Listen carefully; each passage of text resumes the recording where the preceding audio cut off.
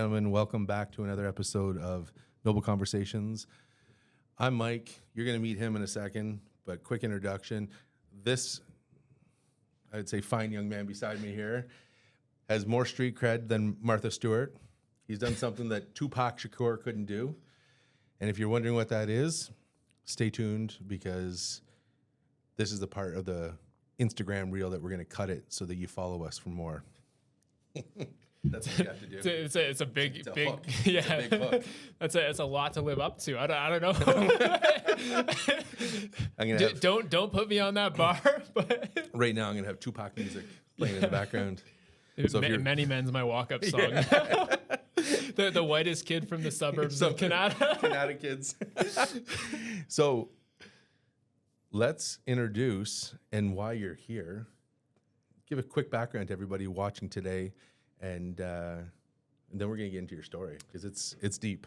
Sure, yeah. So background, I mean, there's so much that goes into it, but I guess the reason that I would have been here and you would have seen my story is I run a not-for-profit for trauma survivors, actually a registered charity now, which is very different. We get the tax exemption in Canada and the United States. So anybody watching in the Western world except Mexico, let me know if you want to donate. But we'll take everything but pesos. Yeah. We'll take pesos too. You just can't give you tax credit for it. But yeah, so I run a registered charity for trauma survivors to cover the cost of psychotherapy and physiotherapy, as well as like other like functional and medical costs for their recovery journeys. Because myself, I was shot 3 times in a drive-by shooting, walking in to get a haircut, June 2020, 3 years ago. June 2020. Yeah, so we just passed the 3-year anniversary. It's crazy. It feels like that was 30 years ago, but also a week ago. Like in the weirdest way, like I feel like I've grown 30 years, but it's still so fresh in my day-to-day with everything that I do. 3 times, 1 in each leg, 1 in the shoulder, and you are here today. Yeah, I appreciate it. Kudos to that. I think we have I think I have a button here that says sound for applause. That's the sound button. Nice. No, Okay. yeah, if we had headphones on, you'd hear it.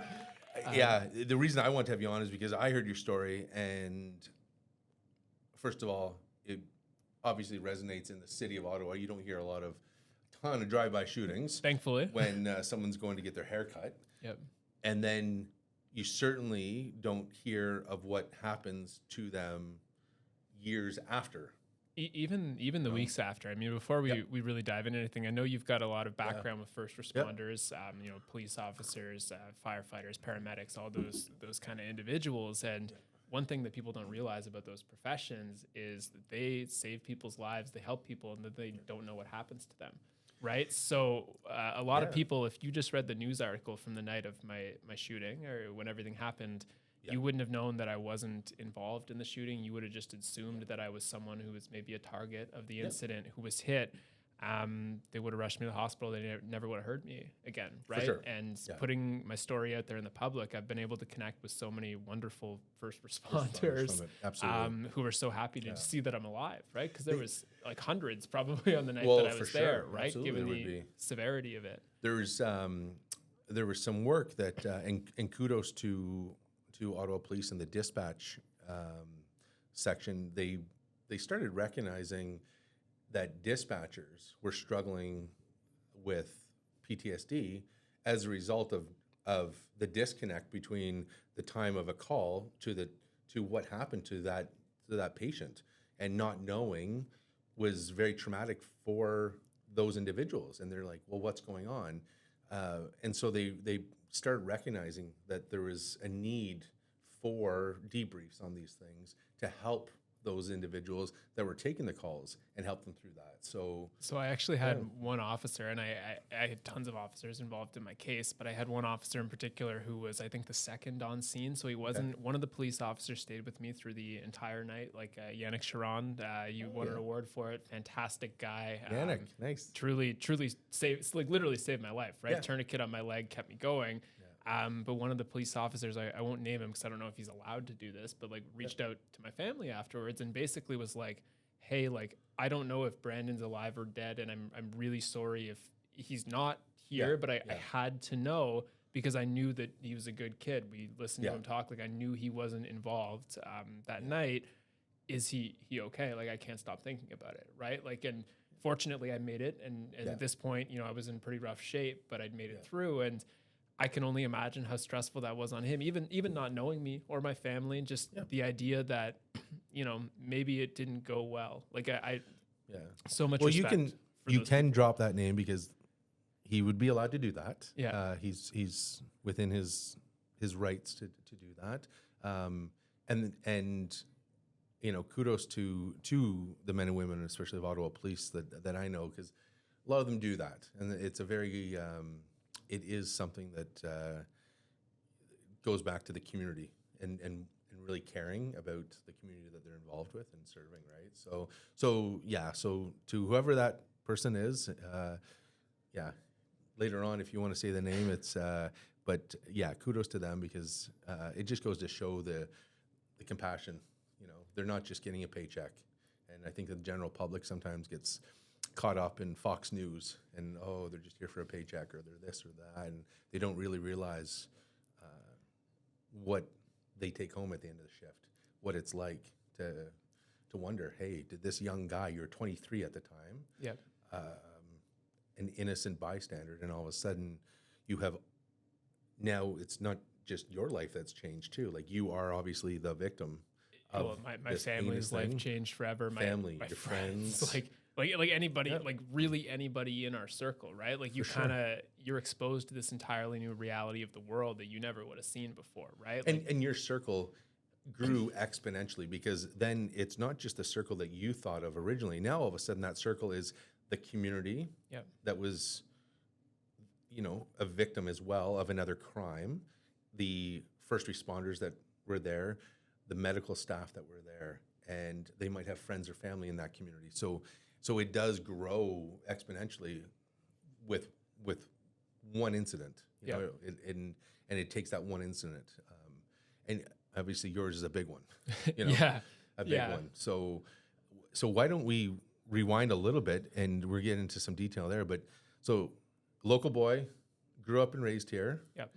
We were talking earlier. You're and just so everybody knows, we've been talking for about 3.5 hours. It's like we're running out of things to talk about. We didn't even get on the podcast. Let's see. So now we'll cut it and we're done. We didn't record anything, but everybody that watches this knows I love to talk, and everybody who watches your stuff knows that you like to talk. So it's like a big hot mess right here for a podcast. It's a meaningful conversation. It has been. I'm enlightened. And it's exactly what I expected it would be like. It really was. I knew that it was going to be very interesting, and then it just kind of, as we were talking, it was like, holy crap, man! Like I could just sit and have coffee all day and like shoot the shit with you. Because it's like, wow, we come from different worlds in many ways, different age brackets, all of it, but there's so many things that are in common. It's like, I think too, like one of the things that I find interesting, I mean, this is with you, this is with a lot of people. And I was just telling you this before we started, with my circumstance and my situation and how public I've been about it, people come to me with all of their unique hardships in life. And you recognize that regardless of all of the different, factors in our day-to-days and our upbringings that might make us different individuals, I think like resiliency through trauma trumps most of that, right? Or like, the struggle trumps all of that. So like if you find people who've been through hard things and they've been able to kind of, I don't even know if you ever overcome them, but work through them to find a new peak to chase, right? Like they find a new life to kind of live. You connect with those people on a really deep level, right? And for sure, I think that's really fascinating. And it's something I've learned so much since everything. Like I've spoken to, we were saying before, like hundreds, probably thousands of trauma survivors over the last year, and they will open up to me about like the harshest thing that they've ever been through, things that they don't tell their therapist, they don't tell their significant other, like they don't tell the people who are closest to them, but they feel as though they can open up to me because I've been so open and vulnerable with my hardships. And heavy is the head that wears the crown, and I don't feel like I should be wearing the crown. I'm just a guy who got shot and is trying to kind of move through it. But it's really fascinating because I've had the opportunity to make such a meaningful contribution and impact in so many lives in ways that I couldn't have fathomed before. going through what I went through. And, I'd get shot 10 more times over, right? To be able to kind of gain the life experience that I've had in the last 3 years. And I think that's really cool. I mean, obviously growing up, you never thought, oh, I'm going to go get shot. But looking back now, it's pretty amazing to think that 3 bullets changed your life forever. And maybe I'm right, maybe I'm not right with this, but probably made you a better human being. Definitely, yeah. And more compassionate and caring and finding purpose in giving to community that you might not have had that same drive or ambition if that didn't happen. Yeah, I'll say, like, I was certainly very ambitious before, and I think my natural tendency was to be a good person. And I think from the time I was young, that was something that I really cared about, right? Like I felt most fulfilled, like we were talking about the Capital City Condors hockey earlier, right? Like I volunteered with them, and that was some of my like most fulfilling memories of my childhood, right? Was the kind of give back initiative. Like if finances didn't matter, I would love to teach like kids with disabilities, right? Like those sorts of things I love. Like I genuinely love it.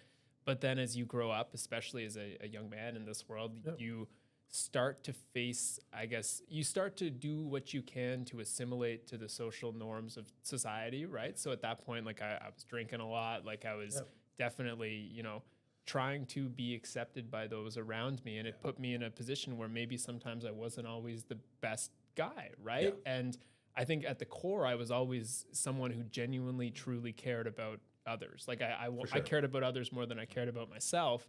And it took 3 bullets to kind of remind myself, like, you can be a good person in this world and still succeed, right? Absolutely. And still find that purpose and find that meaning. And it was a wake up call for things that already existed within me instead of something that might have, just completely changed me as an individual. It just brought out the best of me, because a better version of myself, because I had no choice, right? And I saw how, I guess, precious this life is. Like, why was I faking being something I wasn't on a day-to-day basis to fit in when I could be making a meaningful impact in other people's lives?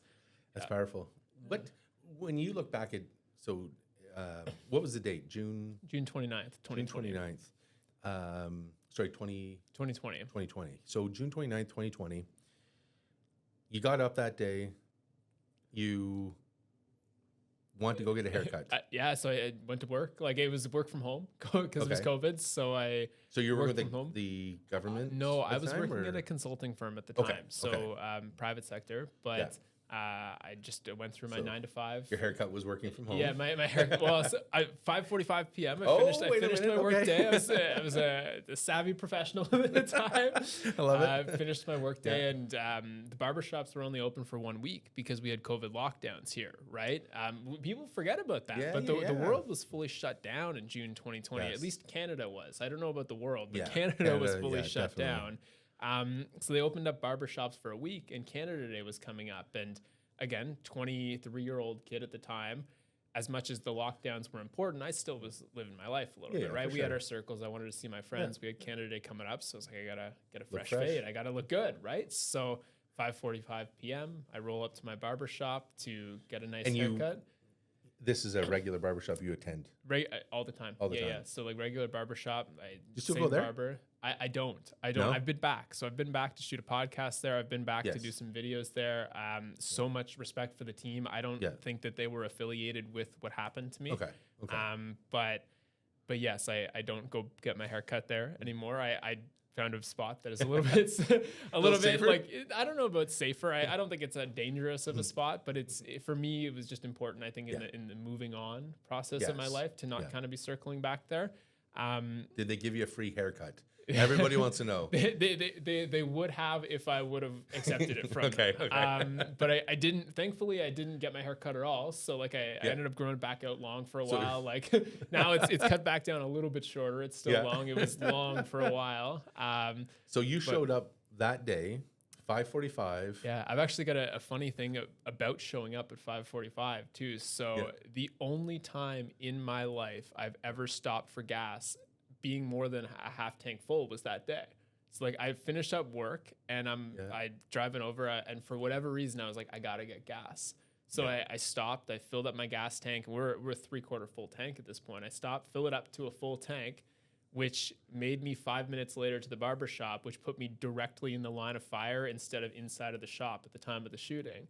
So Wow. talk about fate. And again, I don't know. I don't know what other external powers are out there kind of manipulating things. I don't know if it's just complete circumstance or fate from a greater power, but very, very odd that the only time in my life I've ever done something like that was that day, like right before. And you still wait till it's an empty tank now to Yeah. fill up. Like any reasonable person. Reasonable person. I wait till at least below half a tank. I'm not psycho. I don't do that. And so you showed up that day, and there was you and a woman that were outside. Yeah. So what ended up happening was I parked my car. I'm walking into the shop. There's a woman who's holding the door open for me because it's COVID. Her husband owns the barber shop. She ended up being one of my saving graces in a lot of ways. She's holding the door open for me. I guess there's a target of the shooting who owned an attached building at the time. He doesn't own it anymore. Who's outside. He's the guy that they're going after. He knows what's coming, right? He knows that there's people who I guess have a vested interest in going after him. So the woman's holding the door open for me. He sprints through the door.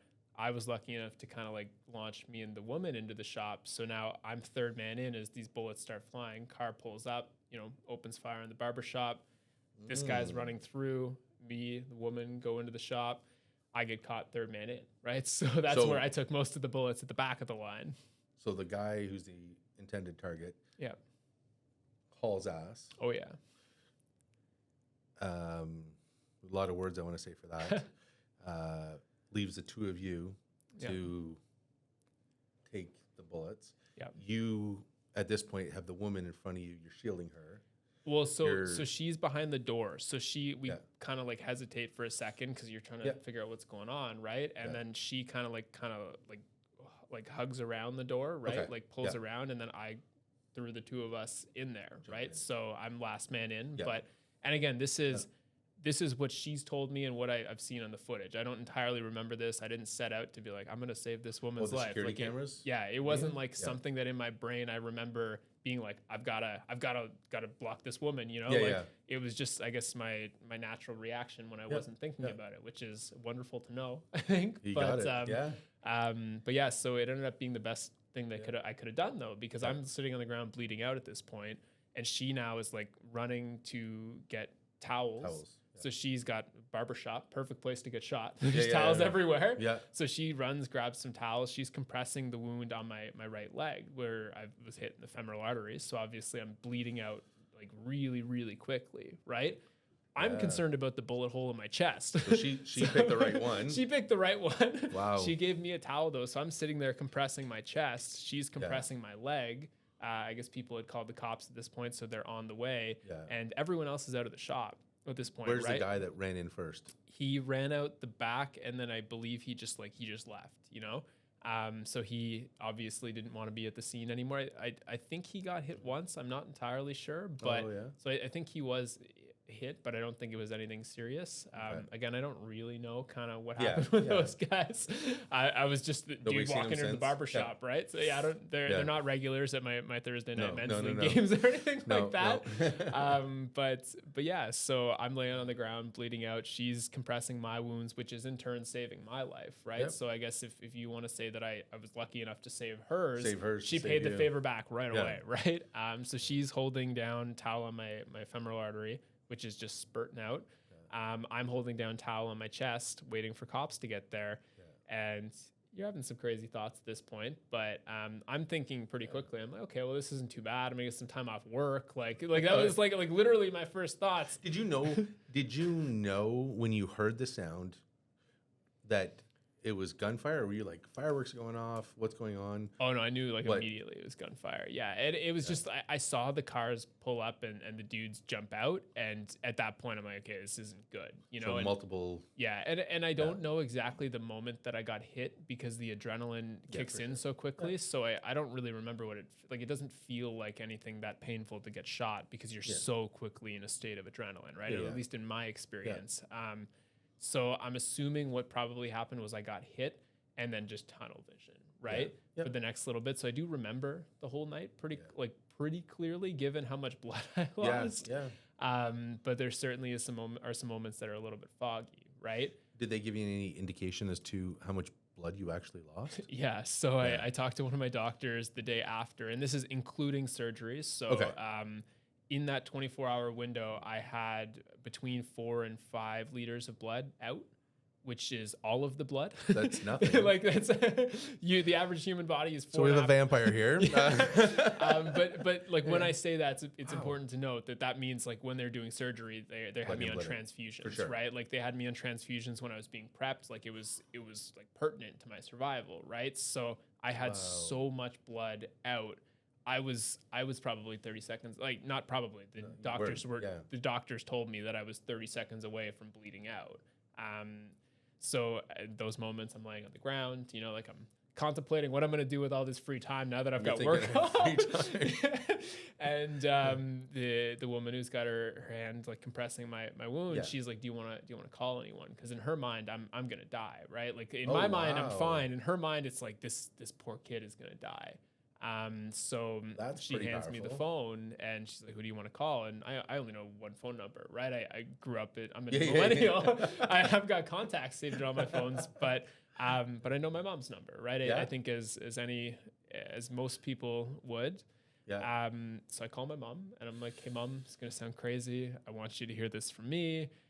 I got shot walking in to get my hair cut. I'm going to be all right. I don't want you to worry, but I love you and I'll talk to you soon. And then before I know it, cop takes the phone away from me. Obviously he doesn't know if I'm involved. He's just trying to save my life at this point. So like the right thing to do for sure. He doesn't know who I'm talking to on the phone. Do you know who that officer was? That was Yannick. So that was Yannick. That was Yannick? Yeah. Okay. So he was on there in 4 minutes. He was on there and had the tourniquet on my leg in 4 minutes after the shooting, which literally 30 seconds later, I would have been the end of my life, right? So that tourniquet on my leg, thank God he took the phone away from me. Thank God he got this tourniquet on there ASAP. Not knowing if I was involved or not. Like at this moment, they were under the impression that I was involved, right? Because there still could be a shooter there.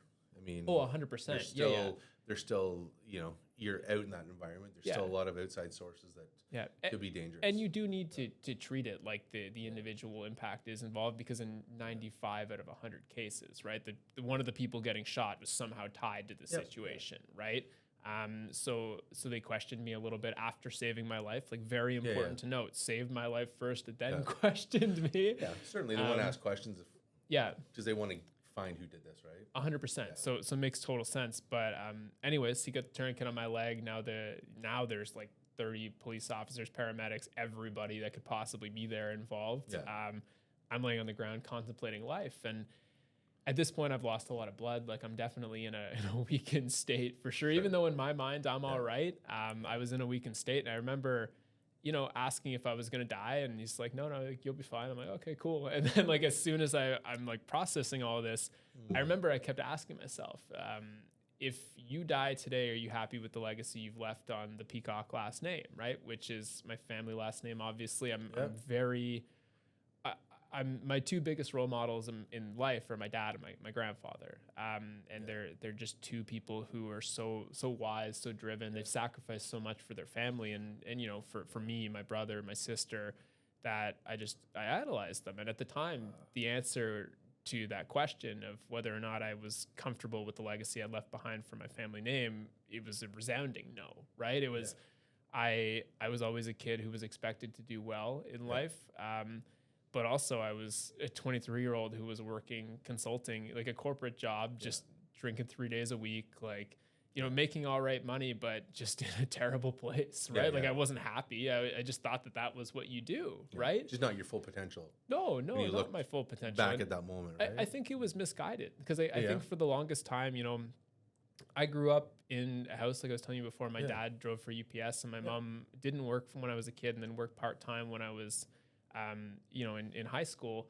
And I was never like a wealthy kid. Like my parents sacrificed everything to give us hockey, to put food on the table, right?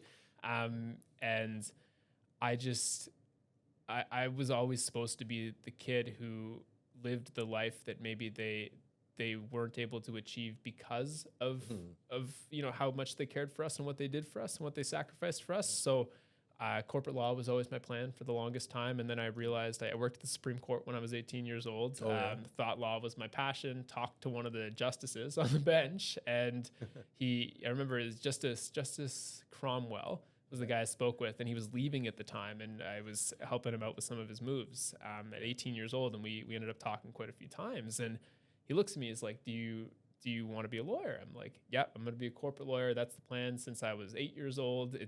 I'm excited for it. He's like, well, do you love the law? And I looked at him like he had 8 heads. I was like, what a ridiculous question. I'm like, yeah, I think so. Like, I think I love the law. He's like, well, do you really love it? Like, what do you like about it? What do you love about it? And I was like, well, I like my business classes. He's like, okay, well, what about the law though? I was like, well, I like my business class. I don't really like my human rights law class. I don't really like my government like classes. Like, I don't really like those classes. He's like, well, that's the law. Like, I'm like, I don't like contracts. I don't like torts. Like, I don't like copyright law. Like all of that stuff, I just didn't enjoy. Right. Yeah. And so he's like, if you don't love the law, you're going to hate your life in 20 years. I've seen so many lawyers do it. It's a really miserable profession, and most people just go into it because they were told by their family that this is what you need to do to be successful and make money and, do whatever. And I decided pretty quickly in that moment, I had access to these cool resources because I was working there. I was like an administrative assistant. I was like the bottom of the bottom. Like I was in the mail room, escorting contractors to like areas of the courthouse. But I guess they saw this like ambitious kid, and the judges were cool enough to talk to me.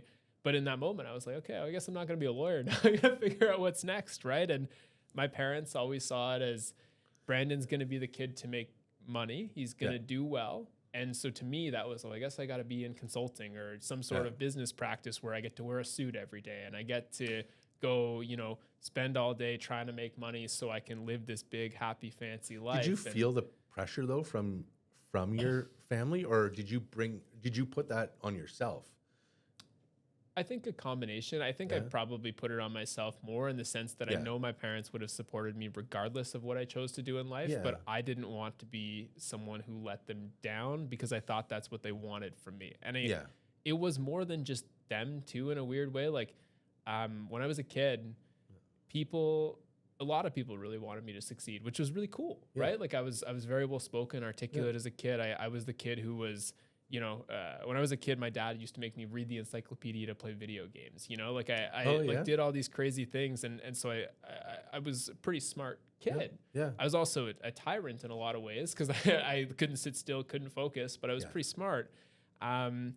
And I just thought that the only way to be happy in life was through financial means, right? So I didn't want to let my family down, and it wasn't about making an impact in bettering the world. It wasn't about doing something that fulfilled me, but it was doing something so I was safe enough to live without having to worry about, the worst of life, right? And so I didn't want to let them down. I didn't want to let myself down, but I was willing to just be unhappy entirely. I think a lot of adolescents go through that though, where you want to make if you respect your parents, you want and you do things based on what you think your perception is that they're going to accept and feel like proud. Like there's nothing more gratifying as a youth to have parents that you respect and love that talk praise. And they don't talk praise about, like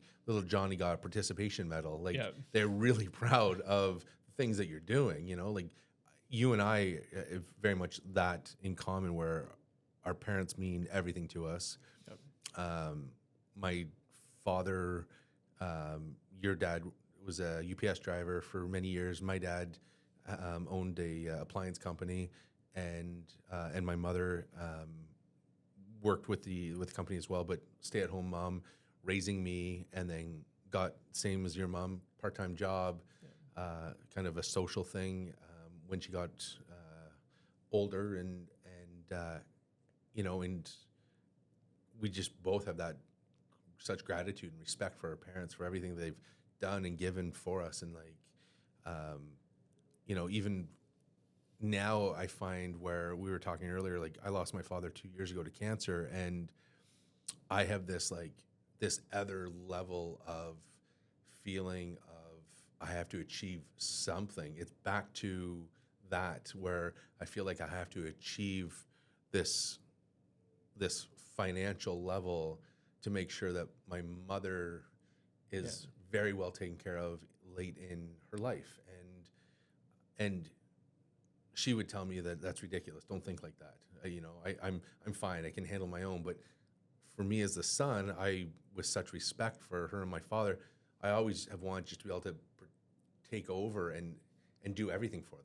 I think nothing cooler than retiring your parents, right? Like there's something about that. And I can't even imagine what your mother and father are going through when like your mother gets this phone call from you. So she picked up. Yeah, I didn't get to hear response because the phone was taken away from me first. Yeah. But I've said this a lot, and I still remain very strong on this stance. Yeah.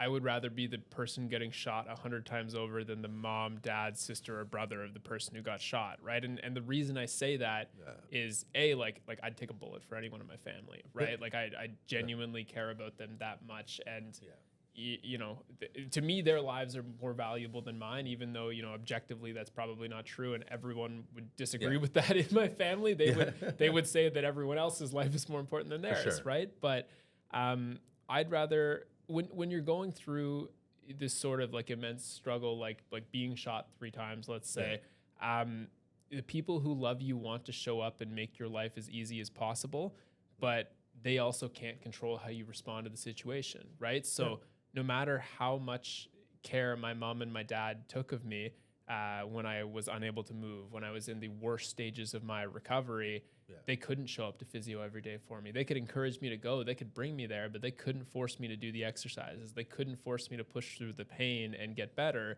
They couldn't do that, right? They couldn't jump into my skin. And if they could, they would have, right? They probably felt quite helpless too. 100%. Because they would have loved to be able to, totally different levels, but with everyone says that. It's probably not as far off multiple, as you think. But with me with multiple spinal surgeries, it's not as far off as you think. I know my mother and father, I could see the grief. I could see every time that I'd be back in the hospital having another back surgery, I could see that feeling of almost this hopelessness and just fearing, is he going to get through this one? Is he going to still be able to walk this next one? Is he going to be able to do this? And my father was quite ill when I had my last spinal surgery, and my spouse Alina and my mother were in the waiting room at the hospital, at the Civic Hospital, and my father was at home. And my dad gets the phone call from the hospital, from the surgeon, and he said, "Mr. Anderson?" And my dad answers yes, and he's like, "Are you the next of kin for Michael Anderson?" And my dad lost it. He thought that I died. He thought he was getting a phone call that his son died. And my surgeon, who does multiple of these surgeries, so he doesn't think twice on his tone, anything. He's like, "I just want to let you know that," and then he's like pausing, he's quiet, and then he's like, "Your son came through surgery fine." And my dad's like, "Holy shit." Yeah, why would you start leave me with that one? Like, oh my God. And he's like, "Can you go to the waiting room?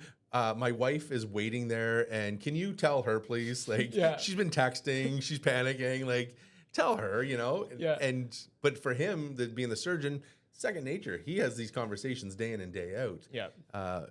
My dad, and all I thought of, like when they told me about it, I was like, man, I can't imagine. Like I have 2 kids myself, and I can't even imagine. Like I worry about them every day as it is, and I can't even imagine getting a phone call from my son or daughter. "Hey, just so you know, I was going to get a haircut and I got shot." Oh, and then Russell, you hear sirens, the police taking your phone. Like, my God, you know what? In a weird way, though, we things went as good as they possibly can outside of that night. So I'm not discounting. I take that for what it is. It's very important to note because sometimes things will go in a much different direction than I was blessed with it going. Right, but you know, for my parents, I know they'll tell you that the hardest night of their life was that night, and it wasn't just because they got that phone call, right? It's they spent the entire night wondering if I was going to wake up from this life-altering surgery, right? The doctors had called my parents after surgery was ended. So they put me through an 8-hour surgery that night, which was a femoral bypass surgery. So they took out the saphenous vein of my left leg, replaced the artery in my right leg. So I don't have an artery anymore, but I have a vein that's working as an artery, which is doing a good enough job as it is right now. But they called my parents after that surgery saying, like, there's a 50-50 shot Brandon wakes up. And if he does, we don't know if his leg is going to still be, we might have to amputate. Right. And this was after we were supposed to be fixed. Right. Wow. And I actually didn't know all the details about that night until like 2 years later. So I more recently found out about it, and just the struggles that they had to go through. They didn't sleep. Like that is so much worse than what I experienced, I think, because like you said, they're helpless. They're out of control. Like in my mind, when I woke up that next morning, it was good. Like I was alive. I had 2 legs. Yeah. I was in bad shape. My legs were slit open entirely. I couldn't walk. I knew I wasn't going to be walking in the next couple days.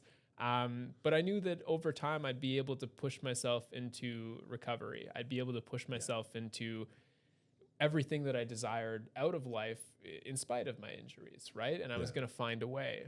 They don't know that. They have no idea. What was it like when you came out of those surgeries and inevitably you're being questioned? Yeah.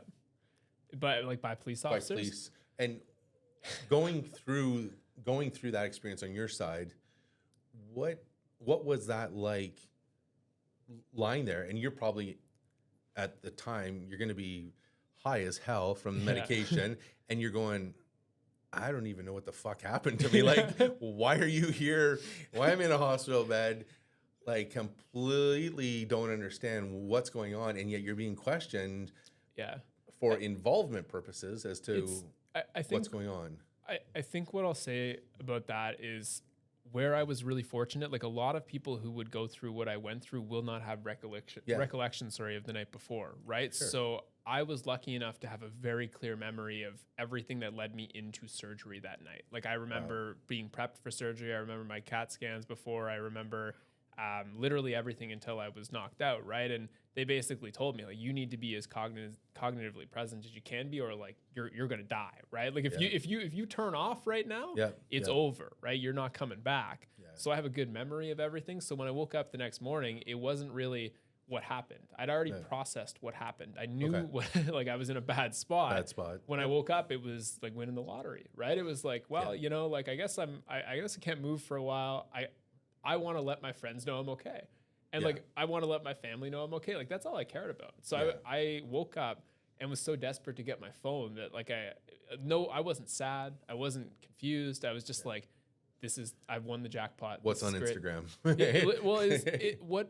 So I knew that people were going to start finding out, and my family, obviously I wanted to let them know that I was okay. Like, I wanted to reach out to my friends and be like, hey, I'm fine. Like, this is great news. Like, everything is wonderful. Cause I wanted to put them at ease. Right. Cause my mind was just put to rest. Right. Like, the second I was given that second opportunity, like as soon as I was told, Brandon, you're going to live, great news. Right. Like, I had won. The fight was just beginning, but I had the chance to fight, and having the chance to fight is all I needed. You need that opportunity. And absolutely.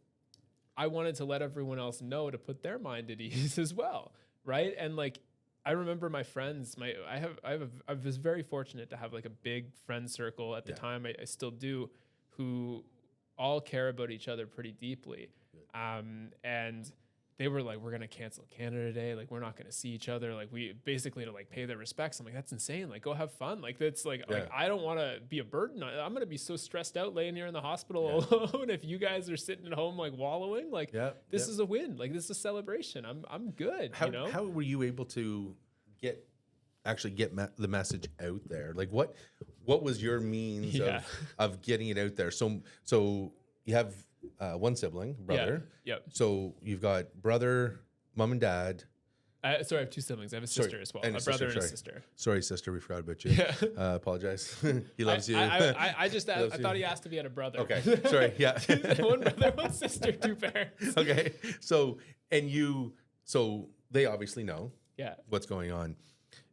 immediate family or whoever it is from there may not even have known what was going on. Yeah, so they found out pretty late. Like I remember, how they found out was different than how my friends found out. So they found out because my mom had a friend who was a nurse at the hospital who she was, kept following up with because no one from the hospital called her back, right? Okay. Like no one let her know. Like again, you got to remember, they didn't even let my parents know I was in the hospital, right? Yes. Because of the potential like gang. So yeah, I was just gonna say affiliations with let's touch base on that. So anyone watching that doesn't understand this part is that there was right from the beginning it was very clear it was gang related incident.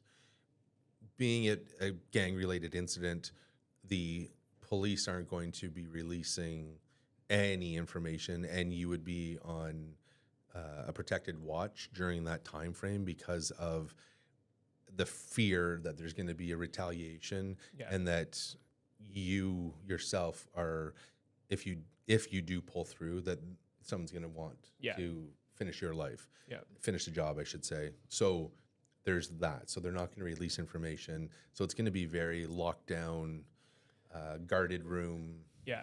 All of that. Yeah, and again, like my information got out there pretty quickly, I think, and when everything happened with me, some people in my hometown friend circle, so kids I grew up with in Canada, found out pretty quickly, not through my family, who actually kept it really tight-lipped because they didn't know what was going to happen, right? They didn't tell anybody. But I guess one of the workers at the barber shop like reached out to one of my good friends from high school and was like, "This just happened. This is your boy. Like this is just to be like, this is crazy, right?" So like people started to kind of find out, and then anyways, like I woke up the next morning, I didn't have my cell phone. The cops had taken it right into evidence. So I'm like kind of freaking out. I'm like, I need to let people know I'm okay, right? Like, how am I going to talk to people? Let's be honest. Were you afraid they're going to swipe left or right on your photos? No, my phone was way too covered in blood. They couldn't even get it. Man, I got that thing back, and it was literally like, I remember I was so desperate to let people know I was all right. I'm ready to go through just the like a thick, like a I don't know, like 1 centimeter of like vial of blood on top of my phone. They hadn't cleaned it yet. Like they just got it back to me so quickly. And my mom looked at me like I was just the crazy. And again, I'm on painkillers, so give me some slack here. But she looks at me, she's like, you can't use this. Like, so she like took it, like cleaned it, like figured it out, like fixed it. So shout out mom for that, I guess. But getting through my son's blood. But anyways, like I woke up like to a bunch of texts when I got my phone back eventually. But before I got my phone back, I needed to let people know I was okay. So they had hospital iPads, and they give me an iPad. I don't know anyone's numbers, right? I'm not logging into my Instagram or whatever. So I go onto they don't have Instagram on the app on there. They're locked so out. They're like, can you email somebody? So I have a good friend who I worked with at the time, and I email him. I got to send you over the screenshot of the message, but I sent an email to my buddy Dan, because he has the same email as me for work, so I know what his email is, same format, right off the top of my head. So I sent him an email. The subject line is, "Hey man, got shot. What's your cell phone number?" or something like that. So no context, no nothing. Like just straight up, like, "Hey, got shot. Like give me a call," basically, right?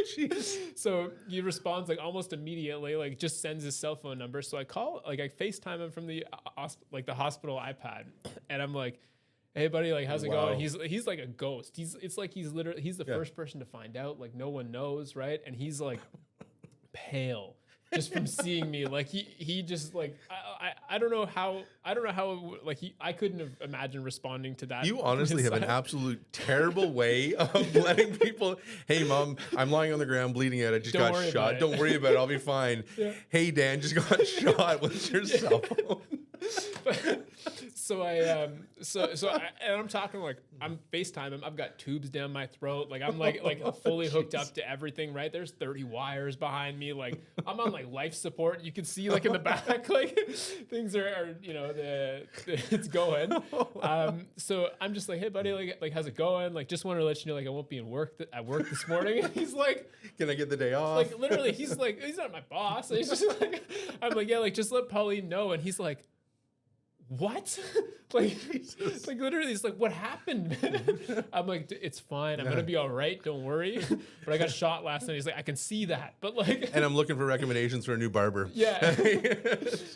So he looks at me and he's like, I'm gonna, like, I mean, I guess just say hi to the team, right? So he like walks me in, like everyone waves at me. And he texts me back. He's like, I just canceled he had a performance meeting that he was walking into at the time he picked up. He's like, I canceled it and went home. I don't know what to do. I'm like, don't worry about it, man. I'm fine. Just can you send me some other buddies' numbers so I can call them? Wow. So I'm like, I just start FaceTiming my friends, and everyone kind of like started congregating into groups, right? And people were just like, I can't work. Like, I gotta leave for the day. So they would all meet up together, and I'd FaceTime them in groups because it was a little bit easier than FaceTiming like 107 people, right? But I started letting everyone know. And now, let's be honest. Do you think some of your friends may have milked it a little? Listen, I have to take the time off. I have to take the time off. No, I know they did. Yeah. There was a couple of guys who were off until that second week of July. I got friends of mine that probably still be off right now. Yeah. I'm at the point where I'm happy. I'm laughing. Like everything's good. And they're like, we need this. And I'm like, I give them full permission. I'm like, do what you got to do, man. If you've got some stressors for me here, like leverage it. Take that long weekend going into Canada today. Yeah, at least I can do for you guys. yeah, honestly. And you know, they didn't bother me too much. Like they didn't overwhelm me, which is. But in all honesty, I mean, you talk about like you're dealing with a trauma. Yeah. But there's something about you're dealing with a trauma, you're dealing with it. You know what it's like. You know the feelings that you're going through, and you know where you're at. Yeah. These individuals, family, friends, all of that, they're just getting dropped by an email saying, hey, dude, I just got shot. What's your cell phone? And it's just dropped on them, and there's no real more information than that. Yeah. There's and also nothing they can do. No. So right? you feel helpless. Yeah. And like I mean, I can't even imagine what they're feeling at this time going, wow, like, is this for real? Like, this is really happening, you know? And that would be certainly a powerful thing for them, just to try to experience and feel and process that emotion that they're going through. Yeah. And that was one of the things that I think really helped get me through those first few weeks in the hospital was reassuring my friends that I was okay, right? Like I had a great circle, which is fantastic, but I spent so much time with people checking in on me and me being like, no, it's good. Like don't worry about me. Like I'm fine, you know? And that helped me a lot. Did you, like in those moments, at any point, and maybe you don't even know, but at any point, were you thinking, well, wow, this is how my last moments are going to be. This is the end. Did you?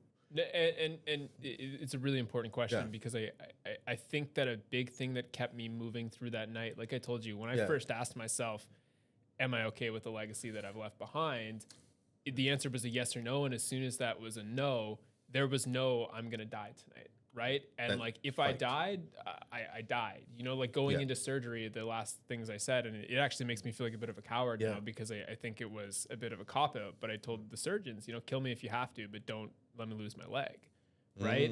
And I said that because I was scared of having to face this new reality of losing my leg. And now I've spoken to so many different trauma survivors who are so incredibly resilient and have thrived through situations like that. Sure.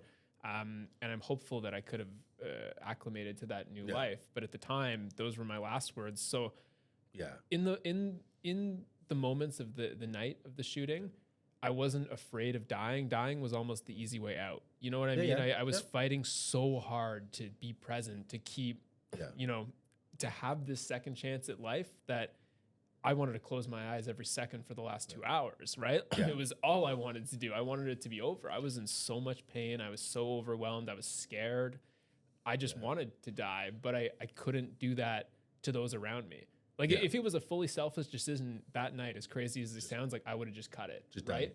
Like that's how much pain and how stressed and how traumatized and scared I was. What in those moments, when you say about the legacy, your family legacy, when in those moments, what regrets did you have? That's a good question. You know, I think one of the biggest regrets I had is I wasn't necessarily happy with the person that I'd become, even though it was the person that I'd aspired to be for a long time. right? Yeah. Like when I was a kid, I grew up watching shows like, let's say like Suits and like all these different like, like Mad Men kind of shows, Yeah. right? And Yeah. it's like I wanted to be that guy wearing a suit with a nice haircut, who was able to, let's say, like get girls, and like I was out drinking, Yeah. and like Yeah. that's all I wanted to be for my entire life. And I was that at the time of the shooting, and I realized pretty quickly how meaningless that was. Like I wasn't making impact in other people's lives. I don't need to, be the guy, the main character of my story at all times. Like I want my existence in the world to be about making other people's lives better, right? I want to be able to tell my kids one day or my grandkids that, we got Gavin walking again, right? Like that's what I care about. Those are the stories that matter to me. I don't want to be known as just this suit who made a lot of money and climbed up the corporate ladder. And at the time, that was what I thought. But I realized pretty quickly in those moments, there's no fulfillment in that. There's no purpose in that for me. Maybe other people have different experiences. I don't know. But those were the real regrets, were that I was leaving so much untapped potential on the board. And in that untapped potential was the ability to impact others. So, and that's a powerful, powerful thing. As you're saying that, it kind of reminded me of a conversation I had with my father when I was quite young, and I was a bit of a shithead. I was fighting all the time in elementary school and beginning of high school. And I remember my dad was a pretty quiet man, blue collar worker, but he was very insightful, and like because I think he was so quiet, there was power with what he said, right? Yep. And my dad was very similar. Yeah, and so you absorb that. And I do remember at one point my dad telling me I was in trouble for fighting, and it's not that I was young. I can come up with a million excuses, but the reality was I was just being an idiot. I was a kid and anger issues and an idiot. And I remember my dad telling me at one point that I'll probably get it wrong exactly what he said, but he was essentially that he goes, you need to give more in your life than you take from your life, and you need to be something. You need to find purpose, and fighting people is not going to get you anywhere, right? Like, yeah, that's great that genetically you're a bigger guy. It's great that you can fight. Like, oh yeah, wonderful. But what are you really doing in life? Like, you're probably masking a lot of your insecurities at the time too, right? Like when I look back at any time I ever would have brought someone else down, it wasn't out of a place of, bringing myself up. It was out of a place of my deepest, darkest insecurities taking over, right? For sure. The hardest conversation you can have with anybody. And I've told my kids in a young age is like, embrace difficult conversations, but embrace the one you have with yourself more than anything. That's the one right there. And I hope one day that they look back even on a video like this and look back to like what Dad was talking about, because I firmly believe that most challenging conversation you can have is a real reflection on who you are as a person, and realize that we all screw up. We all do things that we shouldn't do. We all say things we shouldn't say. But guess what? We have to learn from them and move forward, and don't get caught up in the weeds, if you will. We got to move forward to the next one and keep being a better version of ourselves, and bringing the people around us to be better versions of themselves, right? Like, you have to, finding the community for that is incredibly important, right? I think we talked about this earlier, is having those friends who do have those hard conversations with you. And I'm fortunate to have that. I've had that since, the time of the shooting. I've had that after now. Like I have friends who will tell me if they think I'm wasting my potential in my life. And if I don't think they're right, I'll challenge them. If I do think they're right, a lot of the times it's things that I know in the back of my head anyways that I'm too afraid to confront, right? And I'm someone who's pretty good, I think, at my self-awareness. And I do sit down. It's funny, I was talking to my girlfriend about this the other day.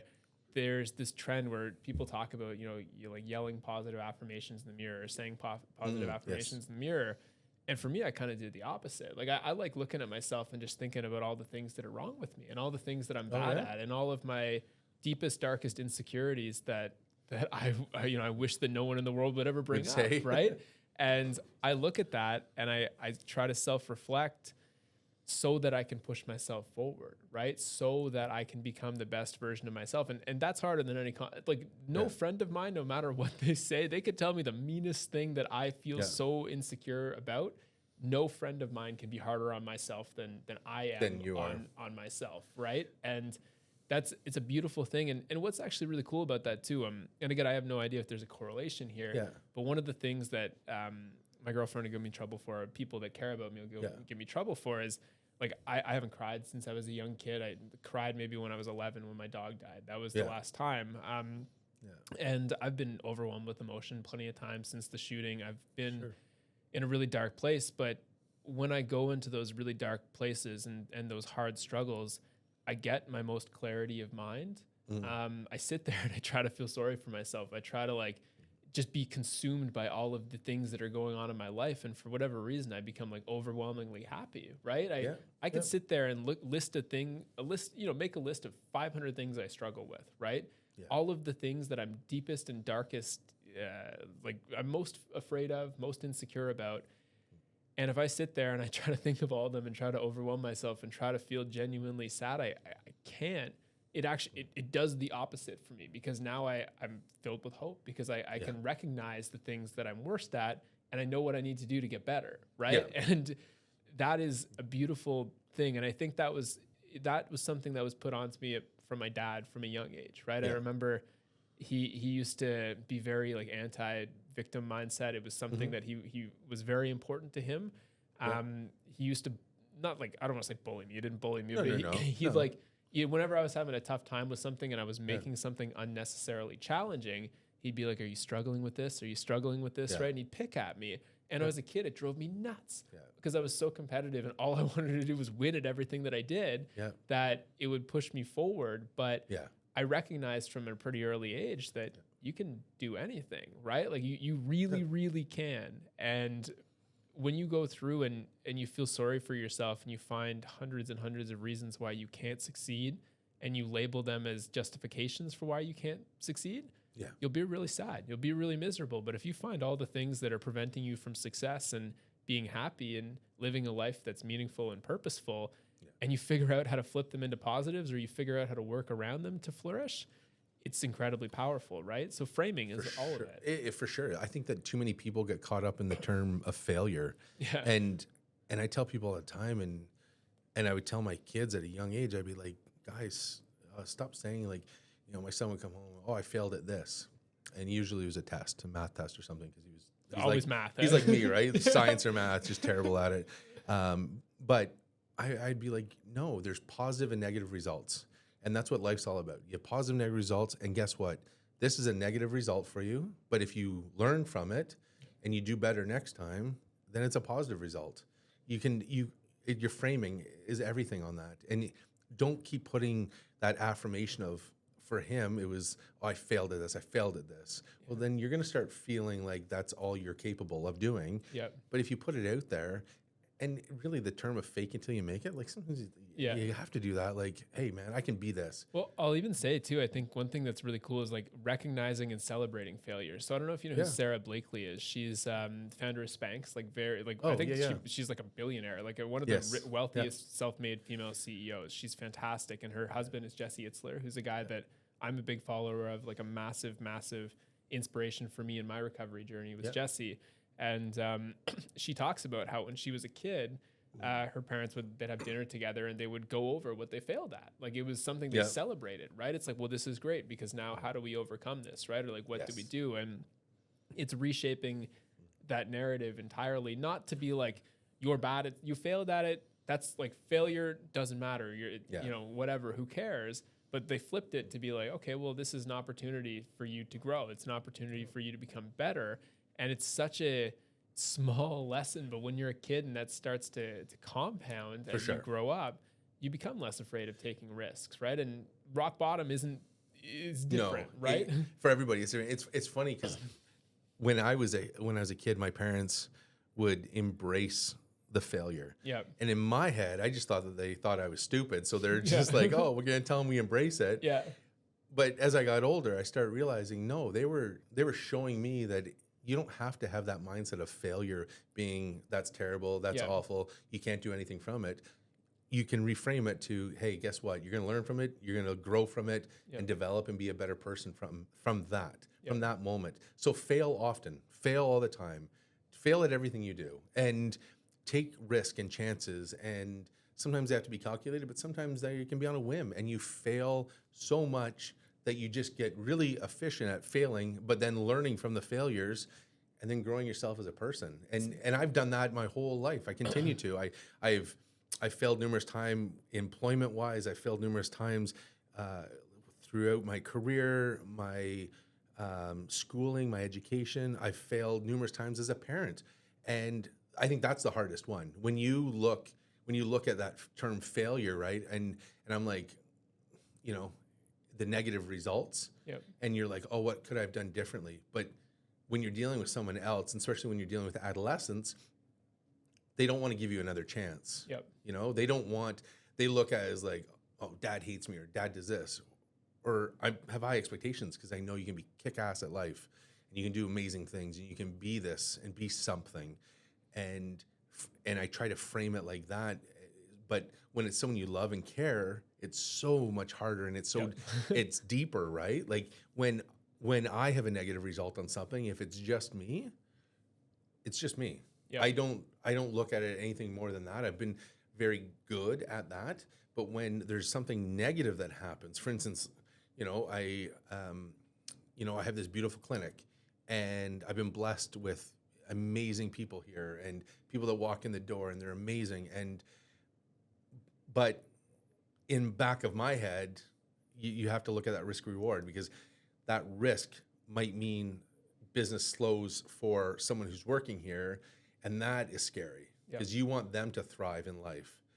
So that's the scary part. So you have to find that calculated risk of, where are we going with this one? You know? How do I take care of my people? One of the sure. things that came to my head when you were talking there is something I honestly found out very recently, and there's two maybe parts to what came to my head. But the first one is to fail publicly, and that's something I look at as being so powerful. And I think maybe I'd like to hope at least people have kind of seen in my journey, and it's something I probably haven't shared enough of in recent memory, to be honest. Absolutely. Is going through all the struggles, the deepest, darkest moments. And I think what's really cool is when you fail publicly, people can connect with you on a much deeper level, right? Like going back to how I've been able to talk to so many people, a big part of that is me coming out. Like I've done videos talking about my PTSD and things I was horrified of, right? Like there was a point in my life where I was scared to walk down the street.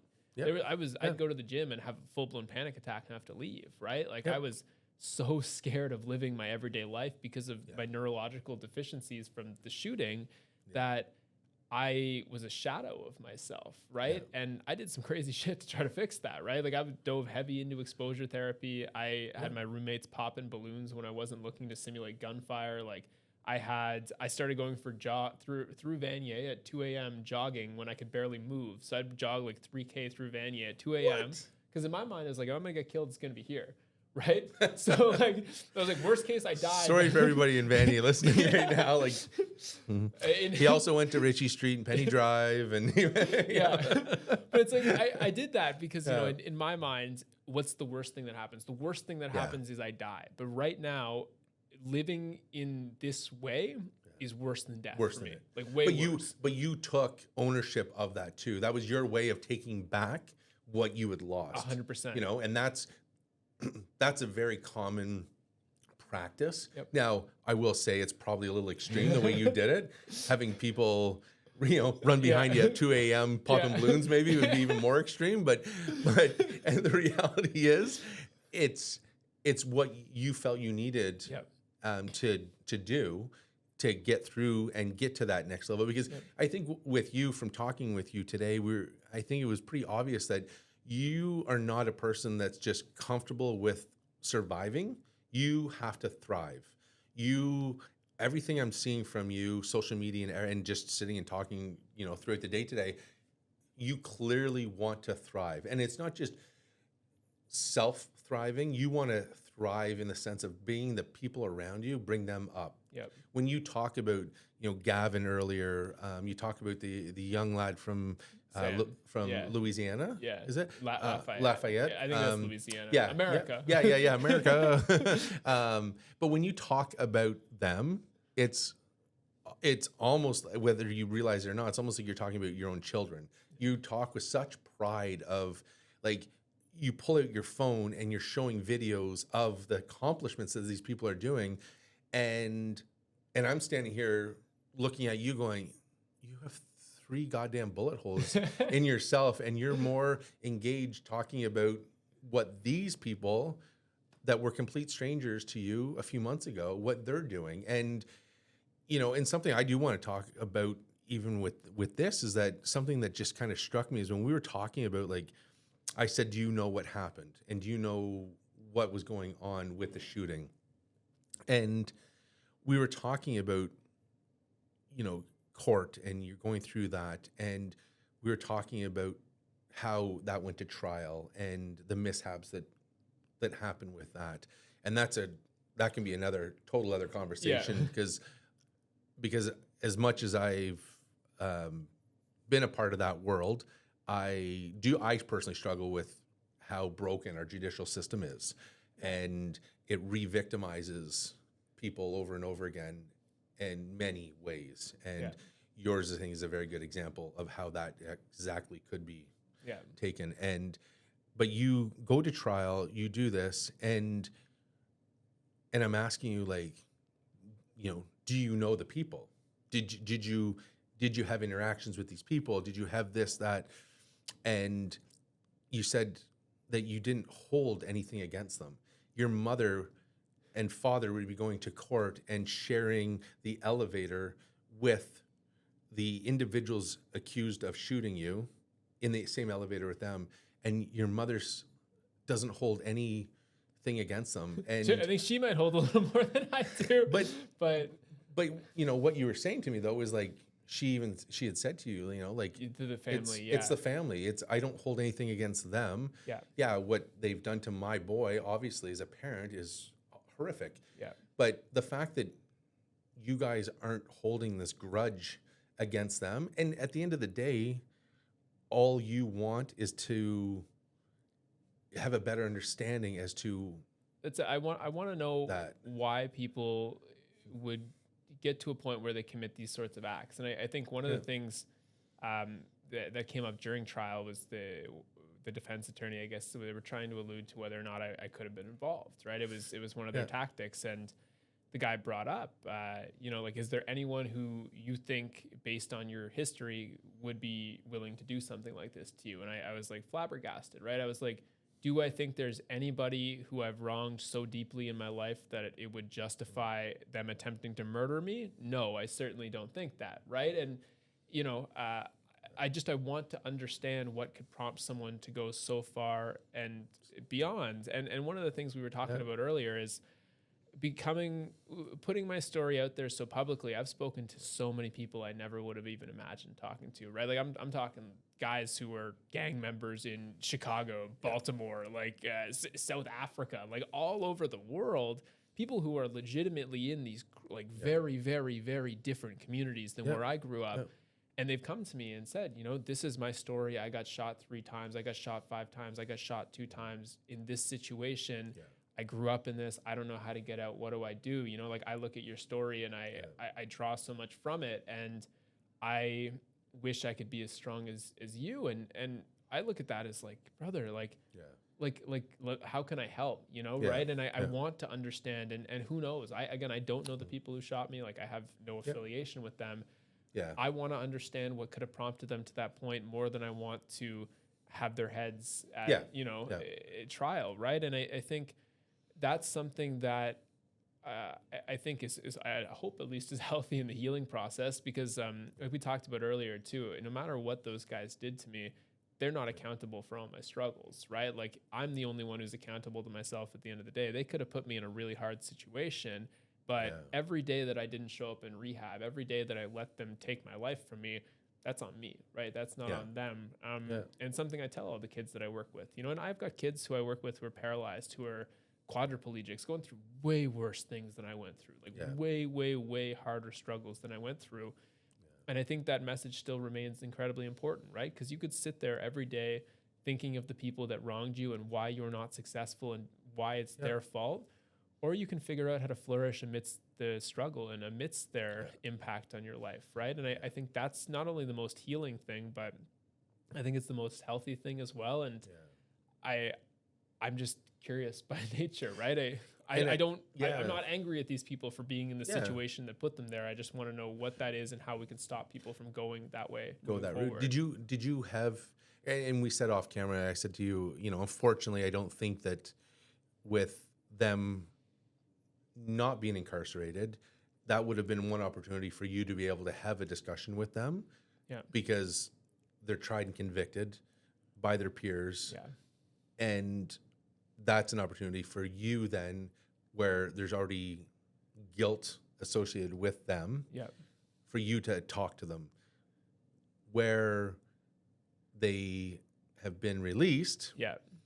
You don't have that opportunity to do that unless you yourself Yeah. took it on yourself. Yeah. And high probability that they would not talk to you. I would venture to guess it wouldn't be a good decision. Yeah, they because they don't want to incriminate themselves. But I think I know where you're going with this. Yeah. And you know, like I'll say, selfishly, I would love to connect with them and just learn a little bit more about what might have got them there. Right? Like I said, I don't harbor any resentment. I don't know their life story. I don't know what got them to this point, and I don't think there's any justification for murder, regardless of the circumstance. Right? Yeah. But I'm just curious in how the human mind functions. Right? Is it something that I would do? I've had people bring it up. They're like, man, you got to hop on a podcast with these guys. You break the internet, right? I'm like, we probably could, but at the end of the day, I don't think it's something that's feasible. But selfishly, I'm always curious, right? I think you have to be, because if you can't put yourself in the shoes of the person who wronged you, you'll never be able to heal yourself. Yeah. And I think that's a really powerful notion, right? Yeah. And that's not just for people who've been impacted in some sort of like violent trauma like I was, right? Like that could be understanding the relationship with your parent who's been through some sort of incredible trauma in their life, and they've maybe projected that onto you, right? And again, that's not healthy. Like it's troubling, but when you can have understanding for the people who are putting you in a vulnerable position, let's say, it opens you up to the healing process because you humanize the oppressor, right? Being authentic and connecting and opening yourself up is a very, very powerful thing you can do. Yep. And when you go back to, you know, talking about PTSD and that, I mean, to this day, what is that for you? What does that look like, whether treatment or residual dealing with that trauma? Yeah. What's that like for you now? I'll say it's certainly sparked up recently because of some of the legal proceedings and stuff that we would have been going through, and that was an additional complication after I worked really hard, I think, to resolve myself of a lot of the PTSD from the situation. But I think the best thing that I could do for myself and my long-term, I guess, wellness, let's say, and well-being and feelings of comfort are to continue to push forward, to continue to make a meaningful impact and live a life of purpose. And one of the things that I kind of look at on a day-to-day basis now, and drawing back to my dying thoughts, was if I was back on that barbershop floor tomorrow, would I be happy with the legacy that I left behind, right? And at this point, the answer is yes. And if I spend the next 10 years running away from life because I'm scared of what could happen to me, the answer will end up being no, right? And I just try to keep in mind every day that I need to keep pushing forward regardless of the struggles. And sometimes it gets to me and sometimes it's really hard, right? Just like every human being in existence, right? Like I'm incredibly anxious most days. Like I find it, and that's, I'm sure, a reaction to the PTSD and the trauma. I certainly, hold myself differently in different settings, maybe, let's say. But I work through it, right? And I continue to expose myself to things that make me uncomfortable. And I think that's what allows me to flourish amidst all this, right? Whereas I found COVID was really tough when I was working from home in 2021. That was really difficult on me because I had this PTSD. I was starting to work through it, but then I had this crazy heightened anxiety because I forgot to connect with human beings, right? I wasn't having conversations anymore. I was afraid of saying the wrong thing. Like there's a lot that goes into it, but I certainly, like everybody, struggle in a lot of different ways, maybe more so than some because of the unique situations that I've been through. But I constantly expose myself to those things that scare me, and I think you have to. Actually, I'll say one more thing. So, one of my good buddies, his name's Joey Kidney. He's a poet. He's a big social media influencer. He's got like 6 million followers, I think, on TikTok, and maybe another million on Instagram, whatever it is. He's done well. Super, super kind, empathetic guy. One of the nicest dudes I've ever met. Yeah. And in talking to him, we talked about this thing. We called it like the coffee shop kind of test, right? And during the pandemic, what he would do is he'd go into his local coffee shop and just have a conversation with the barista, right? Like have a human interaction with somebody who wasn't in his immediate circle every day. And he's like, it changed my life because I stopped feeling anxious every time I had to meet a new person, right? I started having confidence in my ability to talk to people. I love it. And it's something so simple that I think this generation, and I don't think this is unique to my trauma, right? I think this is unique to our generation, is we're scared to have these conversations with strangers because we're afraid of what they think of us, when in reality, they're sitting there thinking about the same thing. Exact same thing. They're worried about what you think of them, and you lose that human connection, right? It's that whole barista thing, it's interesting because during all the lockdowns, as a clinic, we were allowed to stay open. We have doctors on staff. They're seeing patients. So allowed to have that. And I stopped in here one day, and there was one gentleman who came in very early for his appointment, and I just happened to come in. I was literally dropping off stuff, and I went in and started talking to him. Hey, how's your day going? And we started talking, and then this new patient came in, and he came in and he sat down in the waiting room, and I grabbed coffee for the guys, and we started breaking bread, 3 of us talking, having coffee. So the masks come down, having coffee. And during that time, the one gentleman who is, when you look at a stereotypical man's man, like rugged, like laborer, don't expect much emotion from stereotypical, from that person. And he gets choked up. And he says to us, how beautiful is this, that we can actually sit here and talk face to face again. He's like, my God, did I miss that? And he jokingly was like, this is going to be good for your business because I'm going to keep coming back every week just so I can have a coffee and a conversation. And sure enough, that became a thing where he would probably changed his life. Just come in and have coffee and talk. And it was interesting because that's kind of how Noble Conversation started. This idea that we have all these fascinating people around us, and so many people are afraid to have just true conversations with one another, and afraid of, I didn't know you 12 hours ago face to face, but I see a friendship that could go on for years from talking, just having a conversation, breaking bread, having coffee, and poor me putting you through the 3 degrees Celsius cold plunge and freezing you. Great. but it's the power of human interaction, and it's such a powerful thing. And so many people, I think today, just hesitate from it. And I think a lot of that's like stems from the pandemic as well as the internet, I think, has caused a lot of those issues, right? Like you can say things in a very different fashion than you otherwise would be able to in a human interaction, right? Like I think there's so many people out there who, like, again, I don't want to get into politics, but if you took like one side of the aisle, the other side of the aisle, these people who perpetually hate each other in the online virtual world, and you put them in a room together, they could find 1,000 things that are common between them. They could find 1 million similarities and become friends, right? Like if you didn't like allow them to talk about those topics, they'd all get along, right? Because everybody has some sort of common ground that they can connect with other humans through. That's exactly it. We're more alike than we are not alike in society. And that one person that, and I challenge everybody here today, like that one person that's out there that you think you would have no affiliation with, you wouldn't talk to them, go and have a conversation with that person. It's unbelievable how alike we are and how many similarities we are. We were joking earlier about the fact that you were going through surgery and all these surgeries, and you said to your surgeon about the idea, oh, will I be able to do a marathon and be able to do this?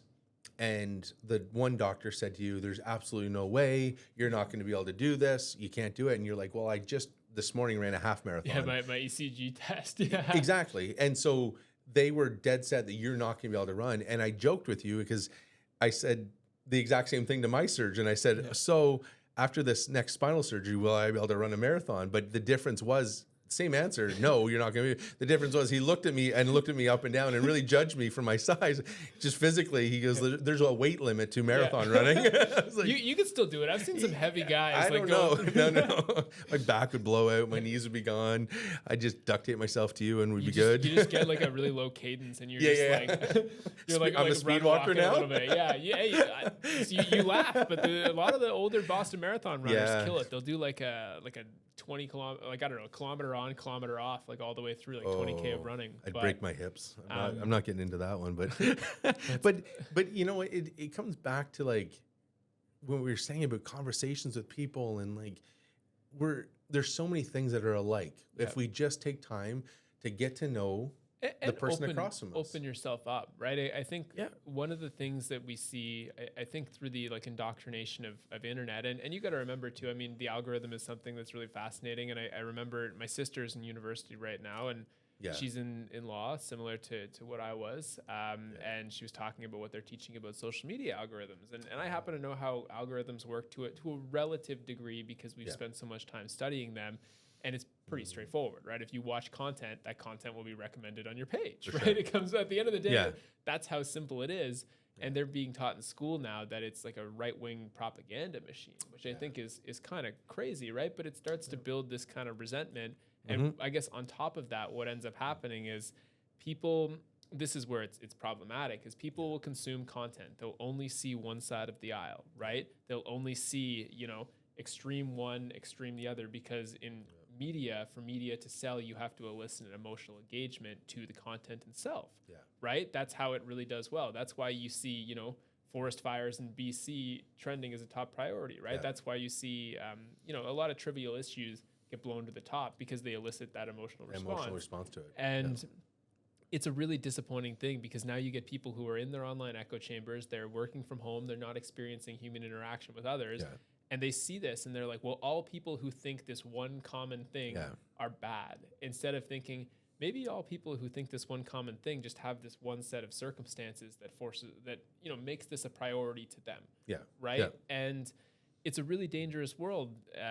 It's really dangerous when you're constantly being fed the same information over and over and over again without being able to experience the other side of the aisle's perspective, regardless of what the conversation is about. Right. Like, no, regardless of who is right or wrong, regardless of who believes they're the moral arbiter of the situation, we just need to be able to have people with differences in opinion figuring out how to flourish in life together, right?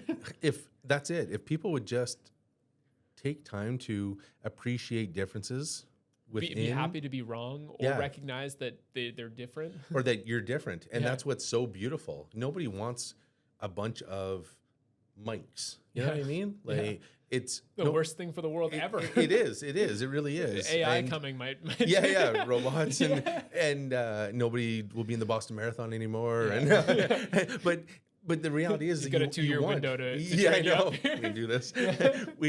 But you want to have people that are engaging, willing to accept differences. I don't have to agree with everything that you say or do. And the time we're sitting here, you can say all kinds of stuff.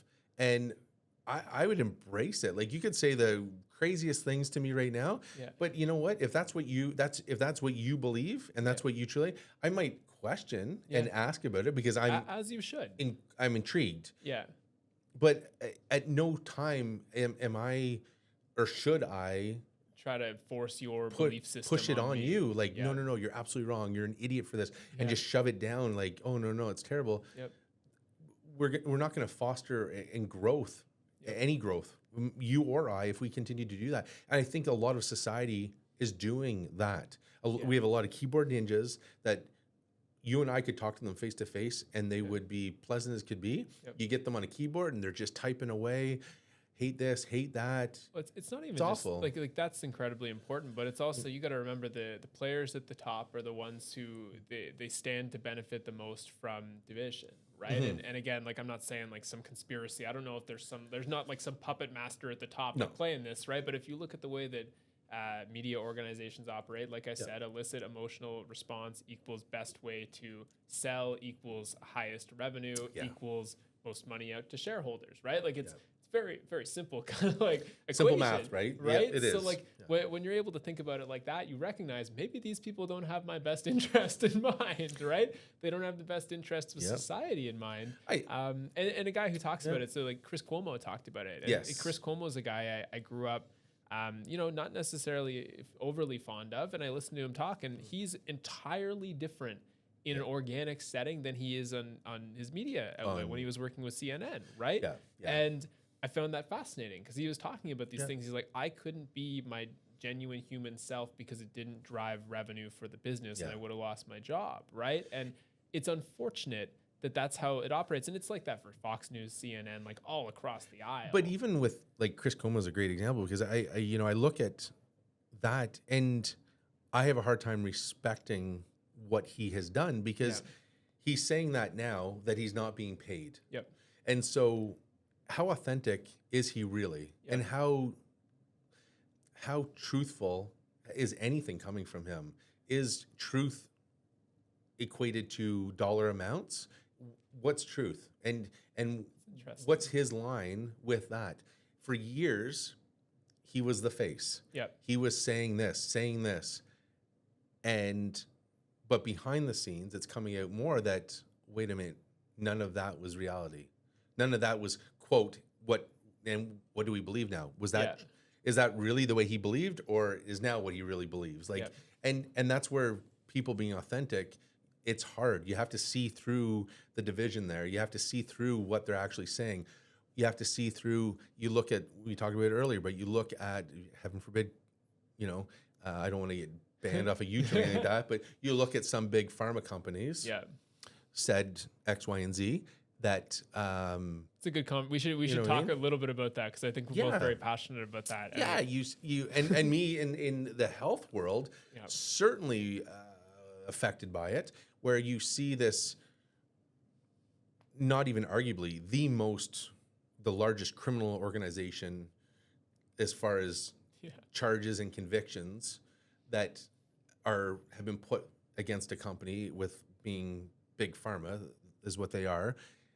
But the governments are saying, well, we trust you to create this, because they've created a lot of very powerful, good things in their career. For sure. Undeniable that have done a lot of good things. But then the government goes to them and says, now we want you to create something where here's a massive contract, figure it out. Here's lots of money, figure it out. And there's no repercussions to anything that you create because everybody has to sign a waiver for this. And they created this whole propaganda of, if you don't get this injection, you're killing people, you're evil, you're this, and you're anti this, you're anti that. And I would have conversations with people and they're like, I'm not anti anything. I just haven't seen the science behind it because it's been rushed so quickly. And these people are talking to me about it and they're like, I'm legitimately afraid of what long-term repercussions there are. And I mean, I had the same conversation with my son and my daughter where they're coming to me, their mother works for the Ottawa Hospital and she's pro getting a vaccine. And they're coming to me saying, we can't get any information from mom. Can you find some information and help us? Because they're older, my kids are older. And I said to them, like, this is up to you. Like, if you want to get this, if you don't want to get this, but it's up to you. You're adults at this point. Come up with this decision. And I remember my daughter, she had read studies and it was talking about reproductive organs and risk long-term.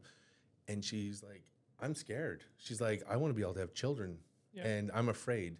And yet my university is telling me, if I don't get this, you can't study. And then at one point they allowed for where she could get a test done every 3 days. And she's like, I'll gladly go in and get the test. Perfect. Then second semester starts and everything's paid. And she then gets told, no, you can't even come on property now if you don't get this. And she's like, but I'm afraid to. But I want the education. And what do I do? And my son at the time, he was dating this girl, and the girl's father went to my son and said, "You're not spending any more time with my daughter unless you get this injection." Like, who the hell is he to tell my son that? And it put my son in a situation where he's like, well, I really care about this girl. And so he was struggling with that. And then, you know, ultimately they were both going, we don't know what to do. Yep. You know, and there's so many government workers that were put in that situation, so many other individuals that were put in that situation. And it's sad, because where else in society are we that behavior would be acceptable? And I tell people, you know, people would come in to the clinic and they would start talking about it. And I got to a point where I would joke about it. I'm like, we're not going to talk about religion. We're not going to talk politics. We're not going to talk vaccines. Like, because there was such hatred going back and forth. And I was like, wow. Like, well, and I mean, if you just think about it from again, like the simple perspective, like we were talking about too, it was all that was marketed in the media all the time. If you were following, let's say Fox News, it was, I actually think they were pro-vaccine for a little bit. I don't know, but like they, by the end there, it's a more like right-wing stance, let's say, to be anti-vaccine, and the left-wing side was very pro-vaccine, and it became more of a marketing campaign than it did an actual ploy to help society, right? And I think that was what was really disappointing. And I've got both, I think, 2 shots and a booster. If I was to go back, would I do it again? Probably not. I never got COVID. Maybe that's because I was vaccinated. I don't know, right? I'm not a scientist. Well, they've already proven that you clearly get COVID 10 times over. Like young, healthy. And like we talked about before, I took it because I was certainly more at risk of the time of my injuries, right? And you know, my parents taking it, I was in support of, right? Like it's all good. Like if you think that's the best decision for your health, but don't force your belief system on others. I think it's like a common thing that I stand for. And I don't think that there was enough clear medical science to make a definitive statement that this was what they claimed it to be. And I don't think there is enough definitive science for that at this point, right? So it's disappointing. But I think one of the things I think that's important too that we talked about, like we're just talking pharma, because I'm certainly more passionate about this is the pain management industry. Right? Like absolutely. Like that is the one thing that absolutely breaks my heart and makes me like, not a lot of things frustrate me, but it really frustrates me when people take advantage of people who are in difficult situations. Right? So one of the things that I noticed is right after I got shot, like obviously I'm on pain medication, waking up, they knock you out. That's a different thing, right? But the first 2 days after, I'm on hydromorphine or like Percocet, whatever it is, like I'm drugged out the whole time. I'm in and out of consciousness. Like I'm just alive, right? I'm just like 1/10 functioning body laying in bed. And it was so recommended that I take that pain medication, right? And it was the only way that they could see me flourish. And I remember just being like, on day 2, I have a diary that I wrote in, or I guess a journal, manly journal, no, a diary, whatever.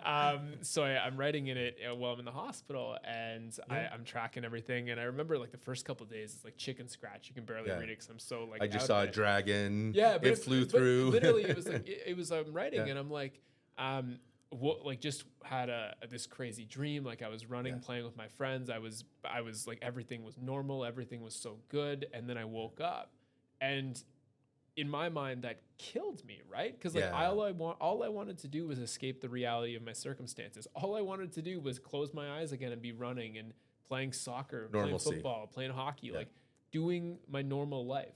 Right. Instead of laying there immobile, like unable to move entirely in that hospital bed. It's the last thing in the world I wanted, right? But it was the thing that I needed to come to terms with. So I was in a lot of pain, like from the injuries. Like it certainly was not a cakewalk. I think I wrote like 7 out of 10 pain on the board because I wanted to be tough, but it was like it might have been closer to the 10 than the 7.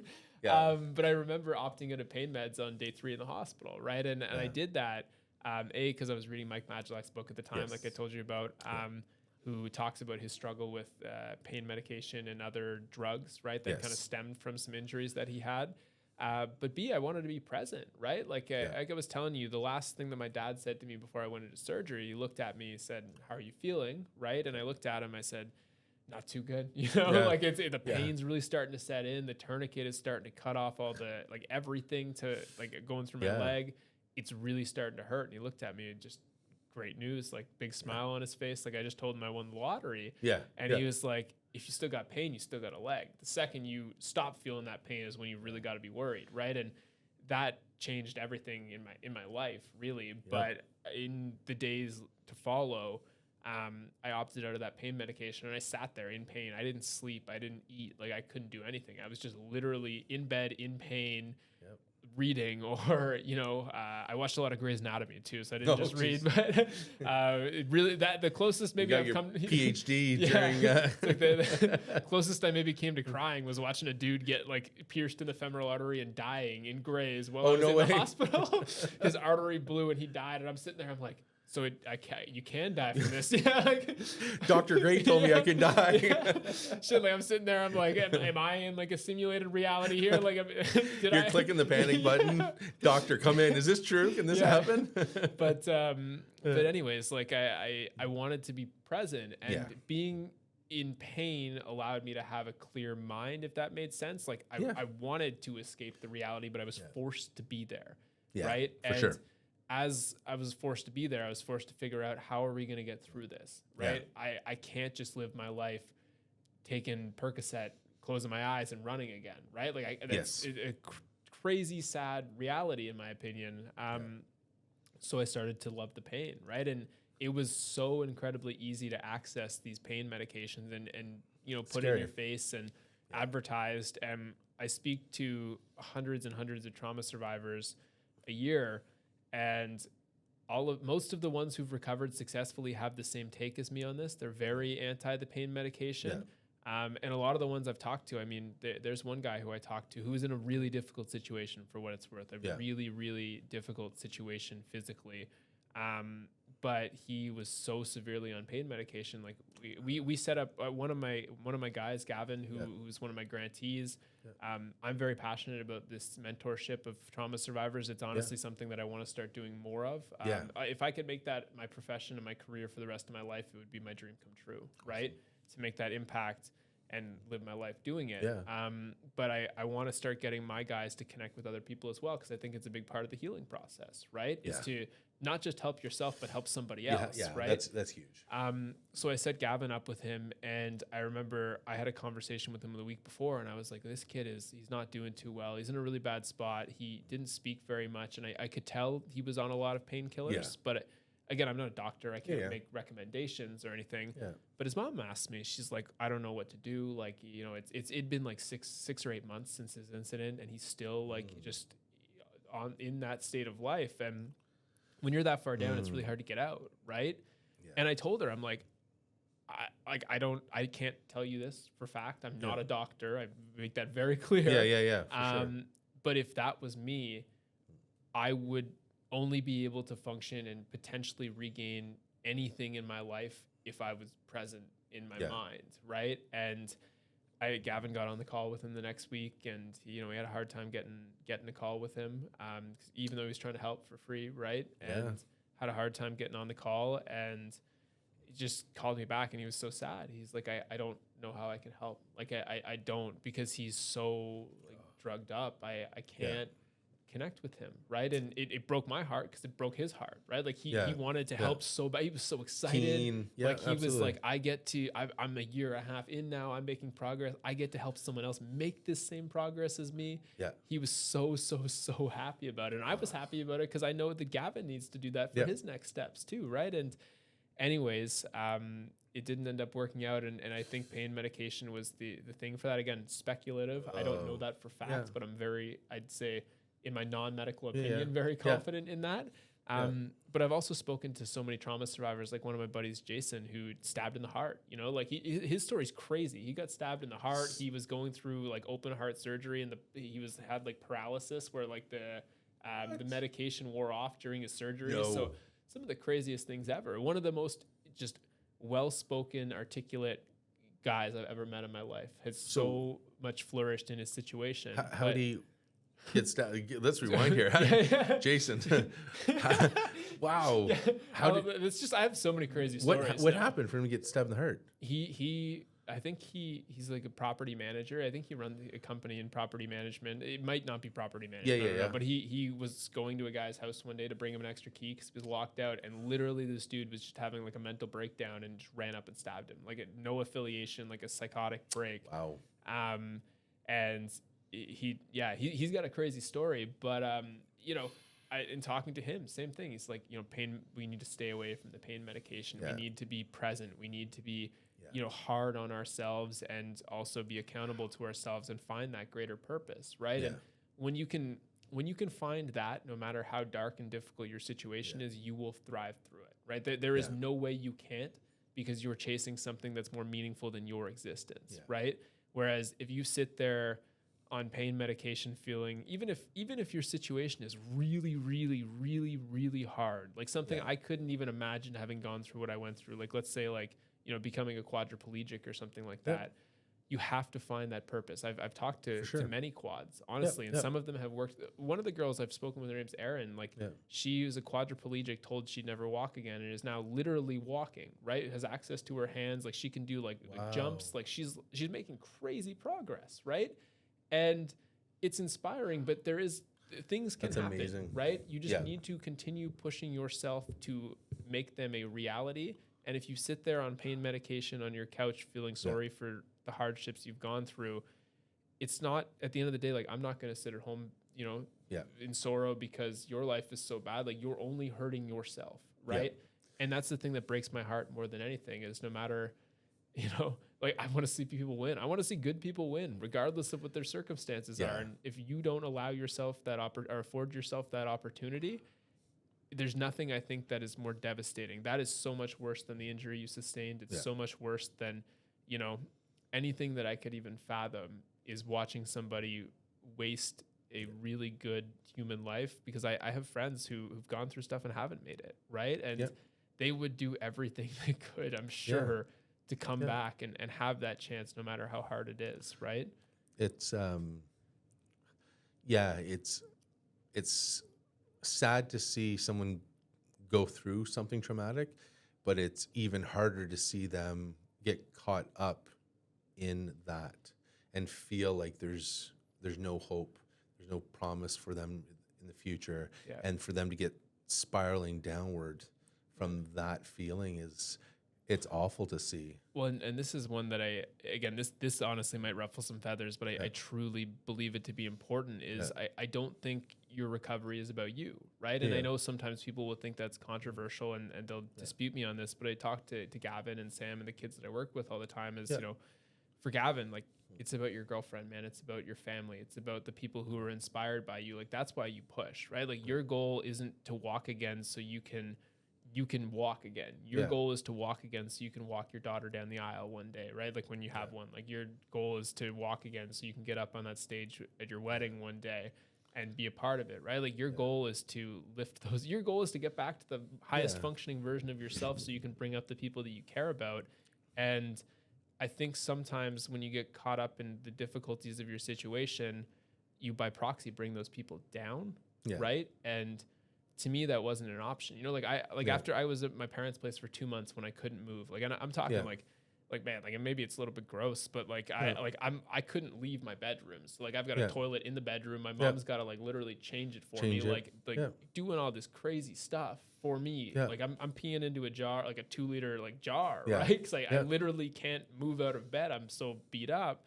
And if I sat there and didn't, you know, do everything I could to pay them back for that time that they gave me, and I know they do it 100 times over. For sure.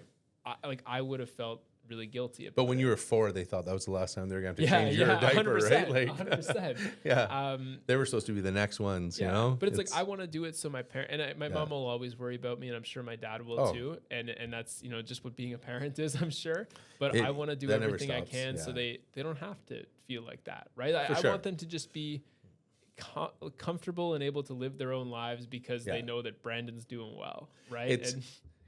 even if I'm not, like, I want to put on a face. So Put on like, a face. yeah, like I want to do everything I can to make them feel comfortable. And So your mom can't watch pay us it now back. because she'll be like, "Oh, he's lying about it. He's not really doing well." I'm pretty open. I'm doing all right Yeah. now. Like, it's, a lot of transitions in my life, Yeah. but I'm pretty open with my parents too, right? For I sure. think that Yeah. that's one of the beautiful things about going through something so hard like this is you become so comfortable. If you Yeah. recover well, I think, and you become open with yourself and your thoughts and the people around you, like it brought my family so much closer together. Exactly. Right? Like Yeah. I can tell my parents things I never would have dreamed telling them about. Well, I think before, trauma right? can either divide Yeah. or it can bring unity. And you hope that through trauma you'll a lot of people think you're going to get the unity, but oftentimes it separates, it divides people. Yeah.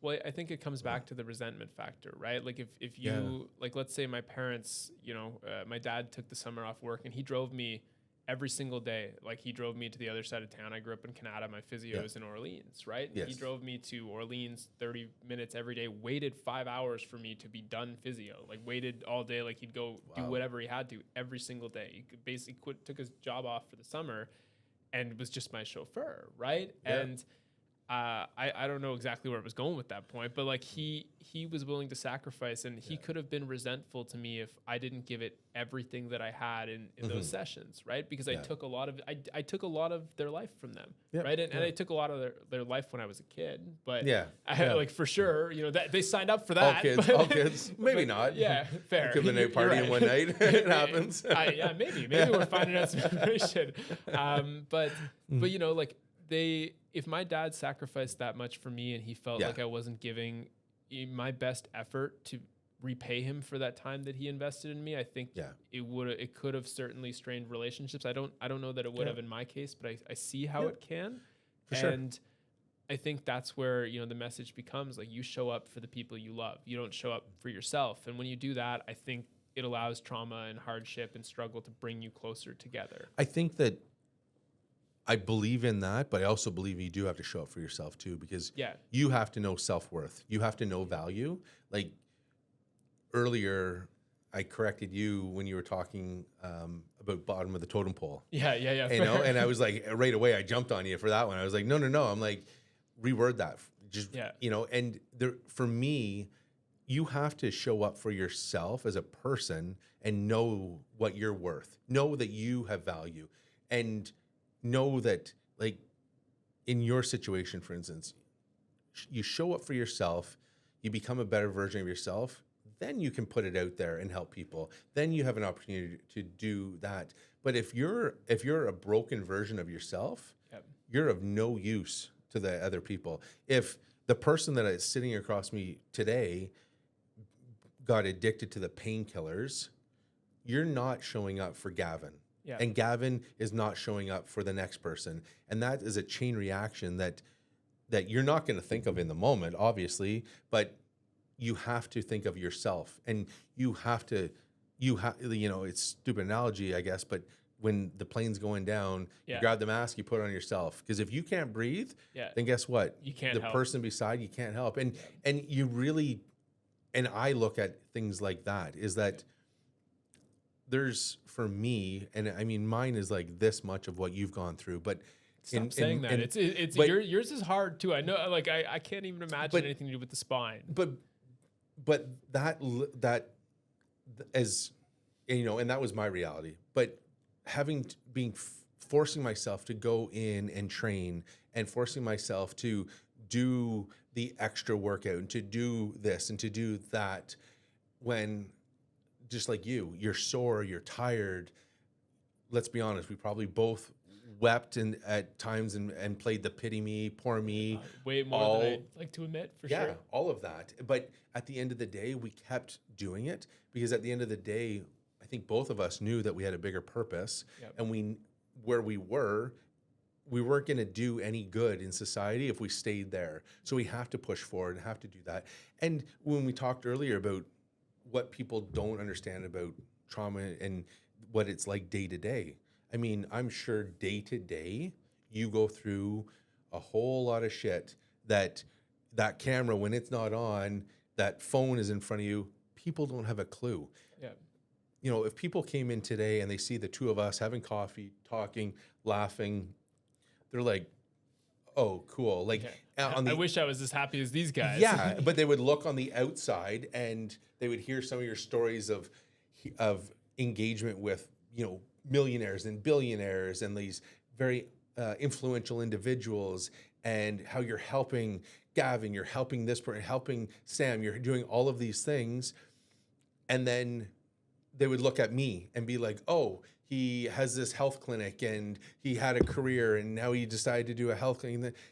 They don't have a damn clue. Yeah. They don't have a clue that, you know, what you went through this morning to get your ass here, what I went through this morning to get my ass here. They don't have a clue. They have this misconception. That's the danger of social media. That's the danger of, you know, I had a great conversation. We were talking earlier about fitness people and everything.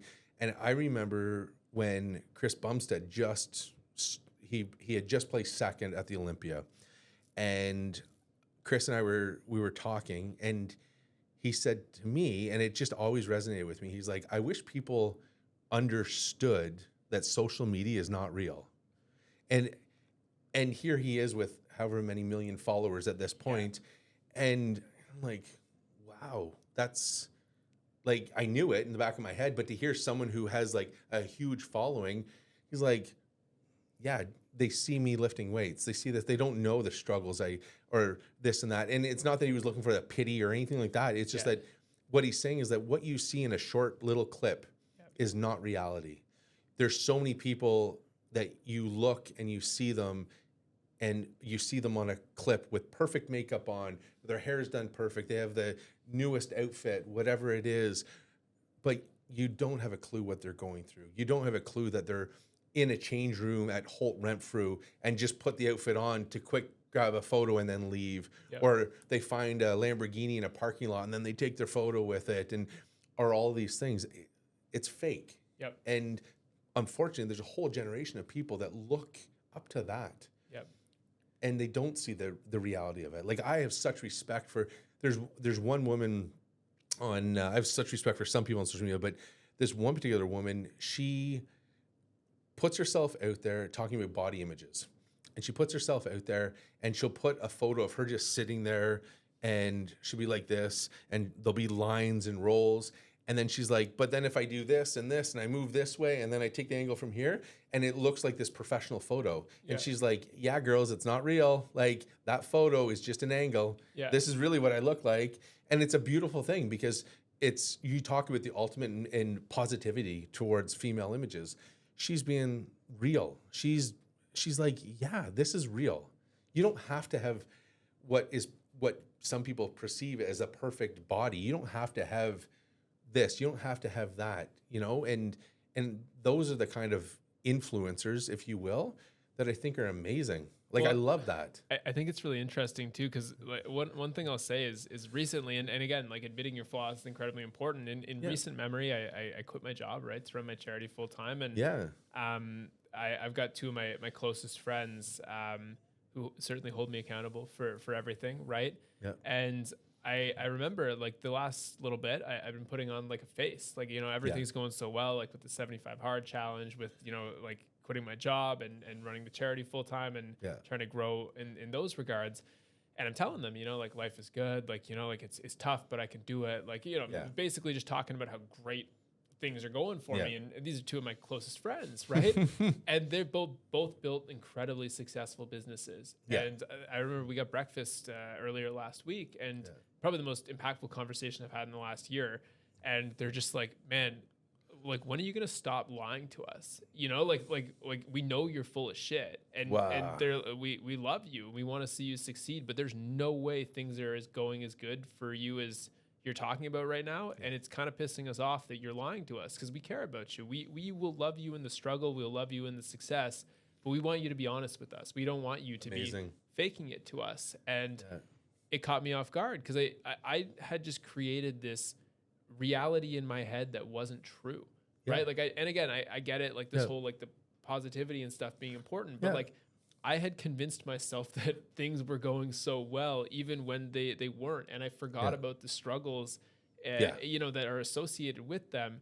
And it felt really nice to like be honest with them, right? And like at those moments, I was like, you know what? Like, actually, this has been really hard, and like it's really hard getting home from work at 9:30 and going for to play basketball until 10:15 to get my second workout in, or like it's been really hard, and it's crushing it's been really hard on my relationship. Like it's been really hard on my everything, my thought process, my motivation. Like I want to quit every single day of everything. I want to go back to my old job so badly some days, because I'm sitting there thinking like, what the hell is going to happen in 2 months when I need to put food on the table? My nest egg is kind of started to run out. Like, what am I going to do? Right. And it's a stressor that's on my mind every day, but like having those authentic conversations Good with for them. and taking that face off, it reminded me the thing that I think I had in my back pocket that made me most successful, which was that authentic, like vulnerable version of myself. And I lost that because I was trying to play the game with everybody else instead of recognizing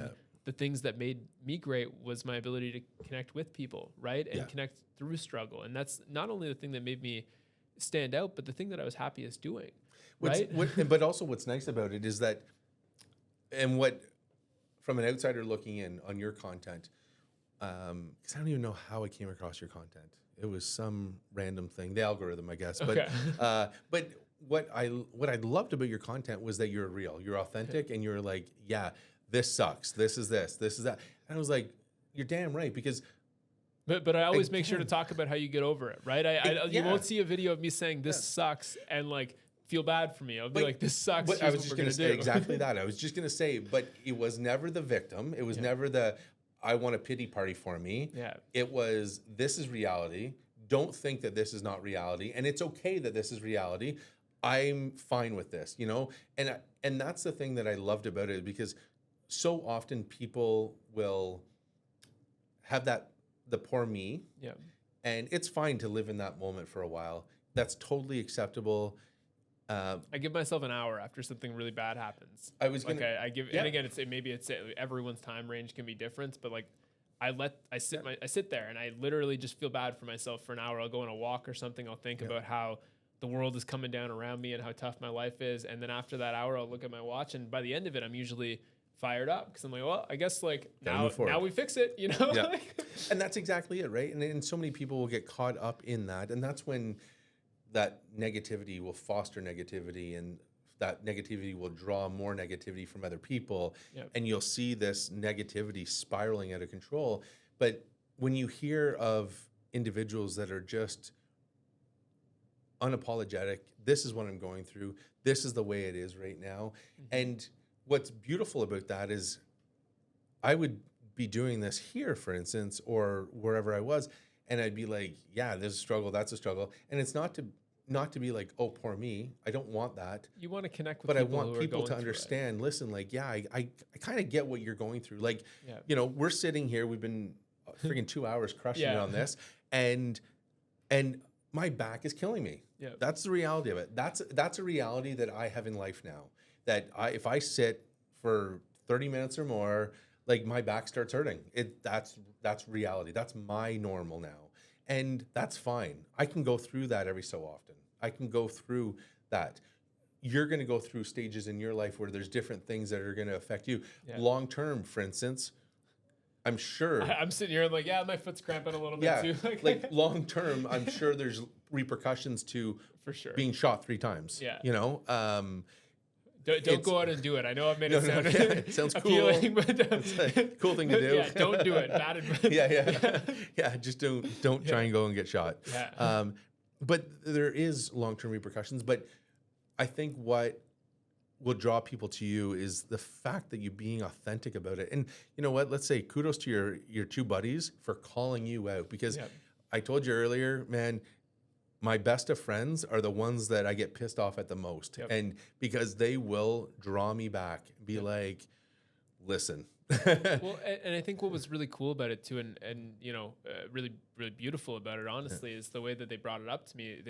They used it as an opportunity to tell me the things that I knew in the back of my head to be true anyways, right? Like they weren't sitting there breaking me down because they wanted to see me upset or they wanted to bully me. They broke me down because they knew that I knew all of these things internally anyways. I just needed to bring them to the forefront. and kind of be humbled a bit, almost in a weird way, right? And like recognize Yes. what Brandon Peacock was all Yep. about and why I was starting to stray from that, right? Yes. And having those friends is incredibly important. And at the time, I was certainly a little bit upset with them. Like I was like, why would you think that I'm acting like that? Yeah. Like, what if I like I didn't believe it to be true? And then I listened to them and I was like, holy shit. Like Yeah. I get it. you're right. Like what was I thinking? Like this isn't me. This is why I've been so unhappy for the last few weeks. I've not been myself. But what's nice about it too, and you just kind of touched on that, was that it's out of a good place Oh my God. where they're doing it. But I think that in society today, a lot of people fear saying honest, brutally honest, truthful things to people Yep. because they're afraid of The ramifications. the ramifications of that. And the real friend is the one, or the real person in your life. They don't have to be a friend of yours, but they're a straight shooter and they're factual. Listen, this is what you're presenting here is bullshit. Yeah. End of story. You know? I think too, like most of us know the answers to the complicated questions that are plaguing us from moving forward, right? Yeah. Like I know what's preventing me from being successful, right? Like even with our charity run coming up, I knew what was holding me back to fundraising more, right? It was I was afraid to reach out to sponsors because I hated asking people for money, right? Like I'm sure similarly, when you grow up in a household where money is the number one issue in most any sort of disagreement within the family. Yes. Yeah. You are so afraid to ask for it because you see how precious it is, right? You know how precious it is to everybody.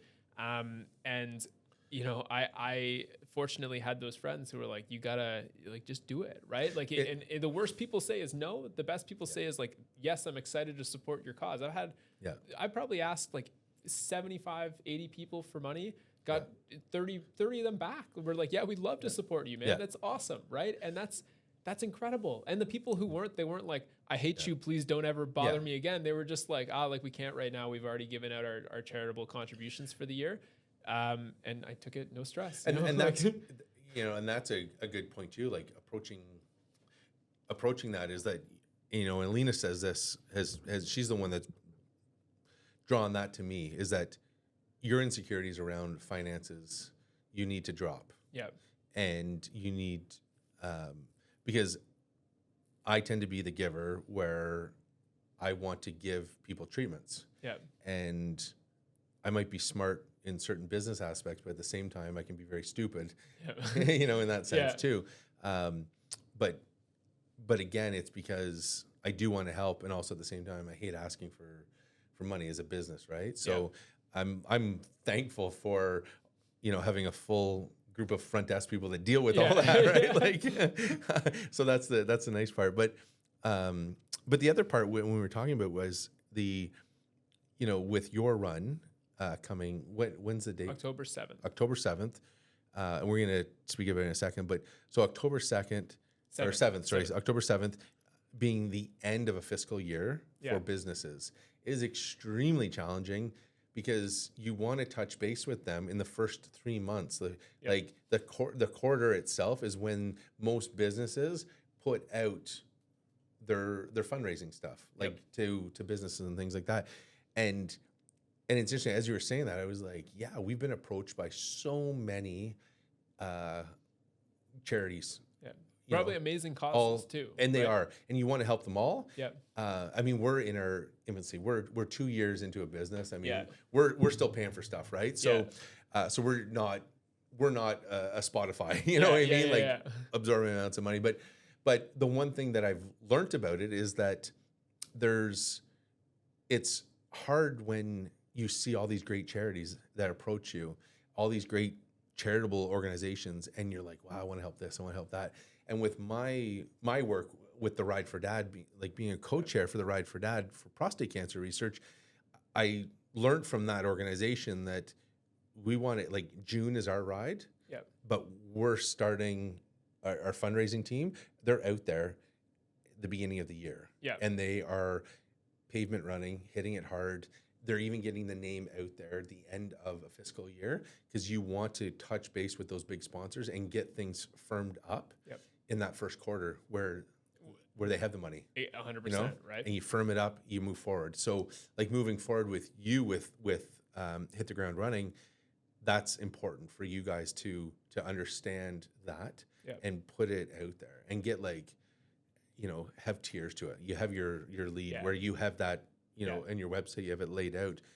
And that's fantastic because you do want to have opportunity for the big organizations, the smaller ones, and then the individual like that the just gifts wants and to help. kinds and stuff. Exactly. And then the individual, and it's good. I think that's another thing too. It's so strange. Like just being in the charity space is so strange to me because we had so much success with our organic growth that I never learned how to run a charity, right? Like I've been taking courses with this one girl who was helping us apply for our tax exempt status in the United States. Okay. And she asked me, she's like, come teach the social media marketing class, like for one of the sessions. They do like 10 or 12, and I'll give you the course for free, right? Like you can participate in it for free. Oh, wow. It's like $5,000. It's not cheap for a small charity. That's like a lot, right? I'm not spending $5,000 of our money when that could be one kid's recovery for a year, For right? sure. Yeah. But I realized I realized two things really quickly. And I realized one, that somehow I've managed to become like an expert in the social media side of things. Everyone, and it's funny because that is the thing that people seem to care about the most in not-for-profit. I'm sure business as well, right? Because so important to have a good public image. Yeah. I did the hardest thing first almost, right? Yeah. Which is really weird. But I never learned how to apply for grants. Like I never learned how to run a proper event. Like I was running the last 2 years we ran our event, first year virtual, second year, like just out of one of the bars in the city, we ran a run. Like I walked people to the canal and we did a loop. So illegitimate. Yeah. We had like 85 people out. I knew all of them, so it wasn't too bad. It makes it easier. Yeah. But I never learned how to properly run a charity, which was funny. And it got to a point where like, it is a lot, but it got to a point where I was so, I felt so confident that I was doing things right because I found success in the one area that people glamorize the most, that I felt so good about it, right? I was like, well, our charity's great. And then I'm finding out from people whose charities have 200 followers on Instagram that they raised like $100,000 this year. I was like, how did you do that? Like, I'm so much bigger than you guys. And I realized that like following doesn't really mean anything, right? But that's exactly it can be helpful for sure. Like if you run a good campaign, like we've raised like thousands of dollars in a campaign. And I think we could raise more than that if we did it successfully as we grow forward. I think it can be a certainly high leverage fundraising tool. Well, followers for you is going to be leveraged in having a platform for some of these larger businesses. For sure. They want, because the reality is, and it might sound harsh, but they want to be the feel-good story. Yep. Hey, I came, the white horse in the night, and I saved this charity.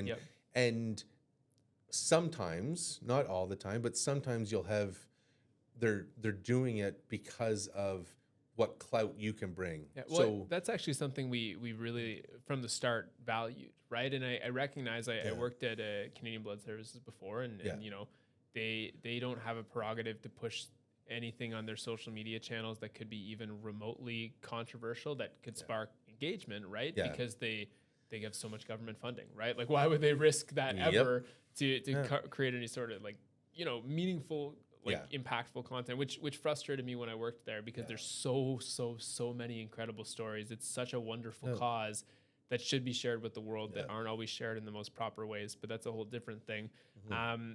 But the reason that I care about sharing these stories and like pushing the envelope is because the more traction that we get, the more appealing we are, like I said, to corporate sponsors, and it allows them to give a tax deductible donation in a way that is almost like a marketing spend for them, right? And that's one of the things that I look at from like just a business perspective, that the more that I grow, the more that I'll be able to partner up with some of these businesses because of the mutual benefit, right? And for sure, like everything in life, I scratch your back, you scratch mine, right? Like that's the goal. Like, and we've in an even more like polite way, like I've said 100 times probably today alone, I want to see good people win, right? I don't partner up with businesses that I think are, malicious in intent, right? Like you won't see me partner up with like a pharmaceutical group there. AstraZeneca raised some money for me a while back, but unaffiliated, one of the grantees we worked with, his mom worked there, so they donated. Oh, is that right? So shout out AstraZeneca, but why not take the money from what they're 100%. doing and use it for good. But that's it. And so No. like one of the groups I was really hesitant to work with was insurance companies, right? And I was really hesitant to work with insurance companies because I hate insurance companies. Yeah. And I hated them because I felt like they treated me really You have a poorly personal when I story. needed the most, right? Yep. Like I remember fighting.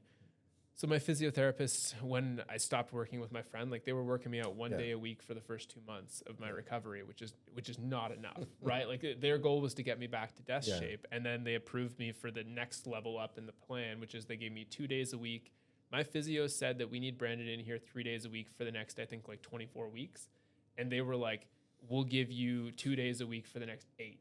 Right? And so like their goal was to get me back to sitting at a desk, which again, their prerogative, right? Their base minimum. It frustrates me because we pay so much into these insurance companies to get absolutely the basement minimum treatment. Yeah.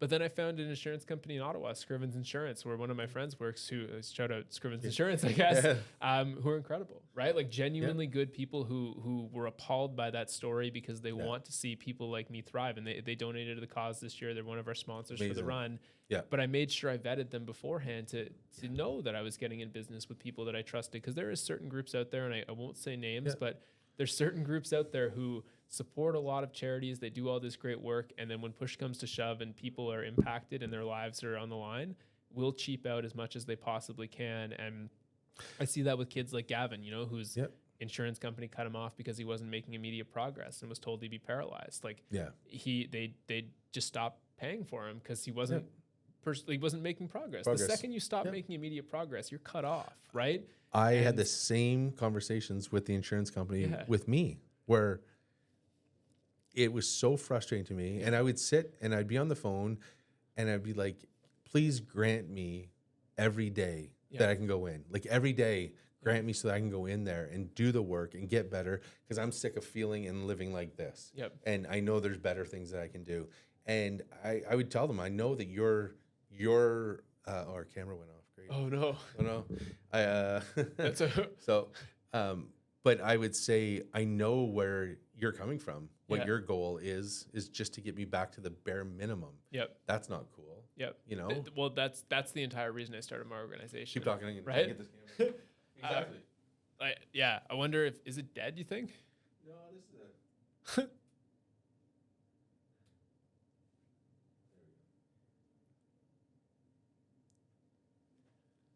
Nice.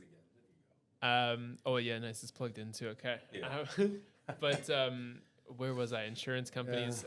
So like literally the entire reason I started my charity was because of how poorly I thought the quality of care was through insurance companies. Right. I saw what happened when you had exactly what you were seeking. Like I had 5 hour a day, 7 day a week care from somebody who genuinely cared about me and was good at their job, and it propelled me from not just like, if I was doing one insurance covered physio session a week, I never would have recovered. And I say that very confidently, even being as driven as I am.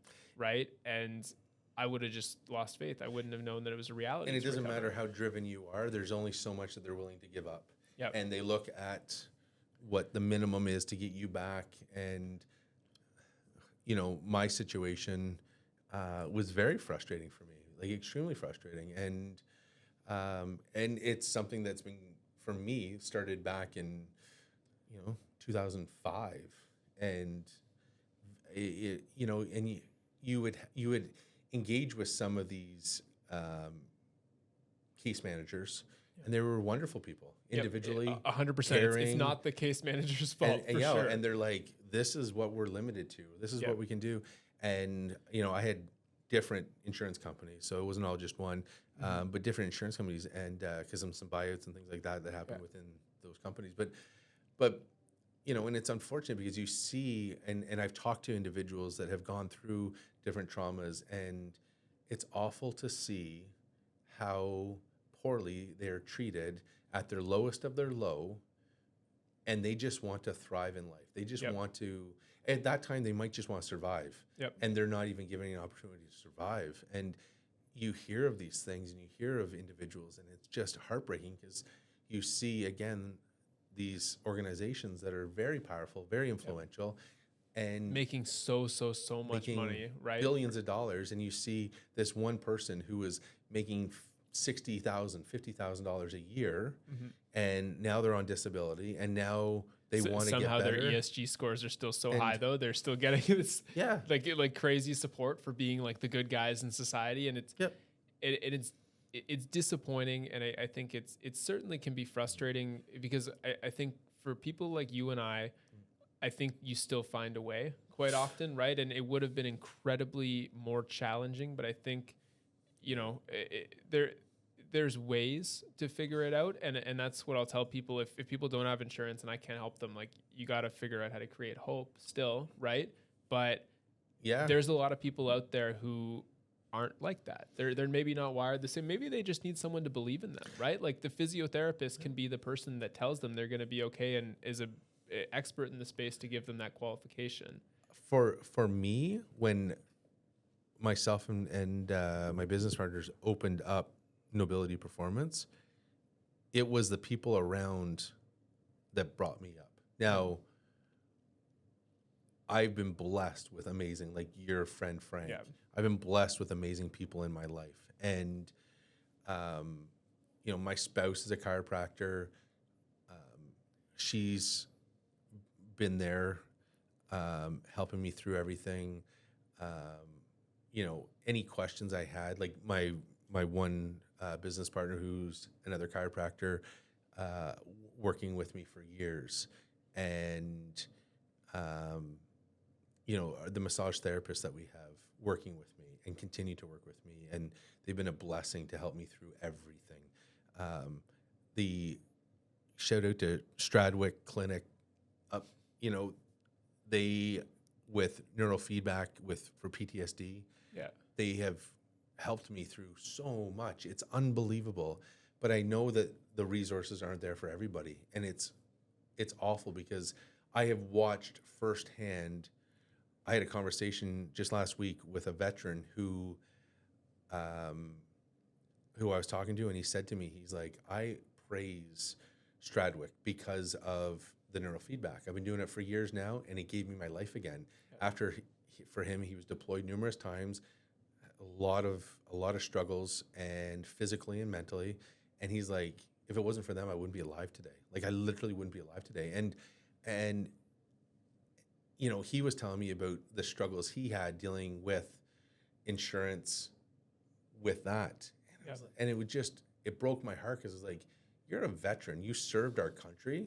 We should just be giving you anything you want. Yeah. Like, Well, there's so many other places the money's going, right? Like, yeah. And, you know, and he has told me of, you know, and he's open. So that's why I'm sharing this story, because he's very open about talking about these things. Because he's like, these things have to come out. Which is good. I think that's healing. Yeah. And it's something I talk to everybody, you know, who's been through something like that. And again, I'm by no means an expert in the space. I'm not a psychologist or whatever, but I've read a lot, and I've learned a lot, and I've talked to a lot of people. And I think that having conversations with impacted parties has way more value than reading something in a textbook.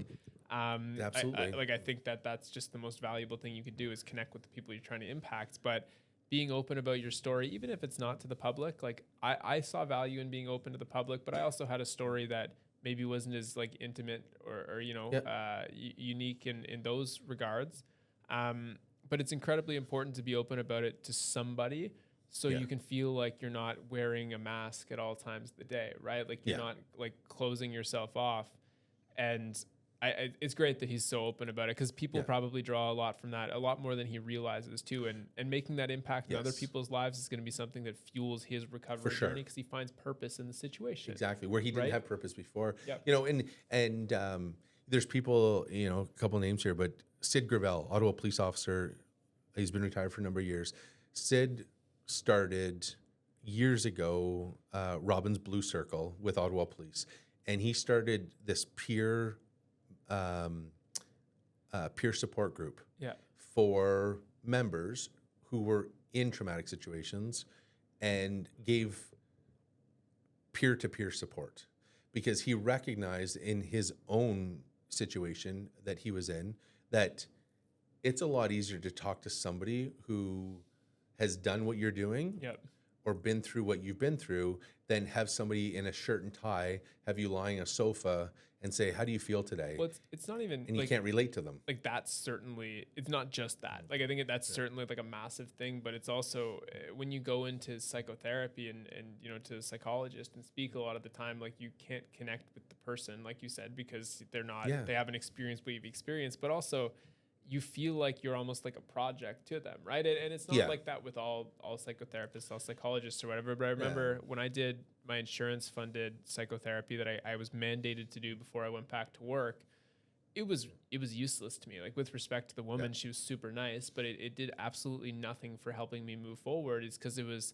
you know, can you talk about 3 things that you're grateful today? Or like, here are 3 reasons that like your trauma's valid. I'm like, I don't like, that's fine. I know my trauma's valid. Like I know how hard my situation is. Like but it's almost like they're reading out of a book. It's a standardized protocol. Right. Whereas the thing that got me through, you know, my hardships and my struggles and my darkest moments and helped me be resilient in that circumstance, like, you know, when I got shot, the thing that helped me the most was my mentor. Right. Like, and it was the guy, like he's incredible. Michael O2, like absolute, just 10 out of 10 human being. He's now a psychologist, so he's going to do really, really well for kids who need it. But he was in a car accident, or he was hit by a car, Canada Day. I want to say like 6 or 7 years ago now, like a few years before my time. Left in a coma for 7 days, like had very severe psychological trauma. Was told he'd never really be able to function at like near anywhere close to where he was before.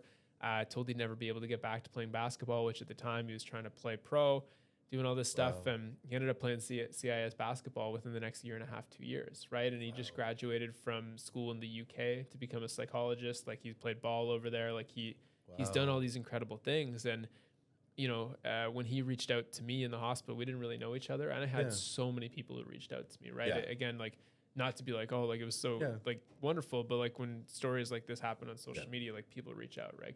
People are good. I think it shows you also that the average person is good. We have good people. We have good people. We do. But I remember there was a couple messages that stuck out. His was certainly one of them. And he's like, I know what you're going through right now. I know how tough it is. This is what happened to me. If I could give you one piece of advice, it's that everyone's going to be in your DMs right now telling you how sorry they feel for you and how difficult it is and how you need to take time to process all of this. And he's like, that's true. Time is going to be the only thing that heals these wounds, but also you've got to start going right now. Like you can't control what happened to you. You can control what responds to it or how you respond to it. Right. And so like I talked to him every day in the hospital. Like I was like, dude, I don't like, I'm so beat down. Like I'm feeling like shit. Like this is, you know, like, and he's like, that's fine. You know, like it's fine that you feel that way. Like I didn't need a therapist to tell me it was fine that I felt bad. Right. But I needed someone who held me accountable to myself so that 1 year from the situation, I wasn't sitting back, like resenting myself for not pushing forward. Right. Yes, absolutely. And that was what was incredible at him. And there is psychotherapists who are like that and psychologists. Like I've got a good friend, Tasha. She owns a clinic called Shine Mindful in the city. And Shine Mindful. Okay. She's incredible, Tasha Brisky. And I guess Tasha Benopoulos now. She's now married. But anyway, she's incredible. And she's very big in the accountability piece. I think it's like validation and then accountability and solving the problems, which I think is a great approach to the profession, right? But there's certainly a lot of people, like in all industries, who are textbook. Like, right? They're just like, like write down 3 things that you care about. Write down 3 things that make you sad. Like there's street smart people and then there's book smart people 100%. Too. And then when you find that nice mix, you know, when I started seeing a therapist for my PTSD, I literally walked in and I said the first person I had spoken to, well, not the first, I guess he was the third therapist that I spoke to, but I said to him, for lack of a better term, I feel like I'm going crazy. Can you explain why? That's the that was the opening. Can you explain why is like the most important thing, right? Because you're there to learn. You're not there to get their pity, right? No. And I just want to understand because I was so confused why I would have night tremors, why I would have memory loss, why I would go to the grocery store and forget why I was in the grocery store. And it was driving me crazy for lack of a better term, but I felt like I was like losing my marbles and you know, so it was a whole process of learning about response and and everything. And it was interesting because in my situation, it was validated in the sense of I knew what was going on. The therapist knew what was going on, but I had individuals around me that didn't believe it. Yep. And that was extremely challenging because that was being questioned. Yep. And over and over again, it would be like, oh, now you have to go see a new therapist. Now you have to do this. Now you have to do that. And over and over again, yes, PTSD, this, and go through everything. And there was validation on one side and then getting fed up with having to prove that, pardon the language, was fucked up. You know, like that was extremely challenging for me. And that significantly made my recovery harder. And I'm still not. Like, I still go twice a week. I do neurofeedback twice a week. And it certainly is helpful. And I don't know if there's ever like an end date on growth, though, right? But I don't want there to be an end date on growth. I still want to learn and develop. But, you know, there's, you know, two individuals that in the last, like, quite some time now, you know, Brittany and Jamie are two individuals with Stradwick that I've been seeing. Yeah. And it was one of those things when you were saying, we were talking earlier off camera, but like when you click with somebody and it just clicked. It was like I could just talk openly. And that now, mind you, there was many years of growth and development as a person to get to that point. Sure. So I came in on a different level. But what really stood out to me was that just the fact that they were able to articulate in a way that I could understand what was still going on, and articulate and make me understand even more so about certain things that were going on. And then also for them to say, you know what, Mike, it's okay that X, Y, and Z doesn't believe this. Yeah, they have control of some aspect of your life, but just who cares about them right now? Yeah. Keep focusing on you. Yep. Keep doing what you're doing and keep marching forward and doing that. And you have to find that therapist. And you have to have open conversations, because I can assure you that 10 years ago, two men having a conversation about going to therapy is unheard of. Just not there. So, you know, when you have someone like Sid Gravel with Ottawa Police that started the Robins Blue Circle, he was on to something many, many, many years ago.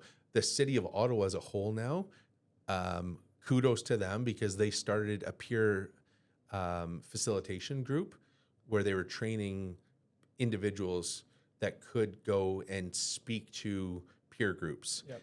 And that started because of the shootings of OC Transpo years ago. But again, from the trauma, they learned something from it. And there has been progress and good things that are coming from such a negative, you know, such a horrific event, right? Yeah. And they're seeing the development now. So the things like I love seeing these peer support groups. I love seeing people communicating with one another and having open conversations. I, to this day, am very troubled when I see Bell Let's Talk. The whole Bell Let's Talk, the sign up, it's like a profit. It's a profit sharing thing. It's a marketing ploy. And I have a hard time with that. And to the point where my Rogers cable was horrific. Rogers Internet, horrific.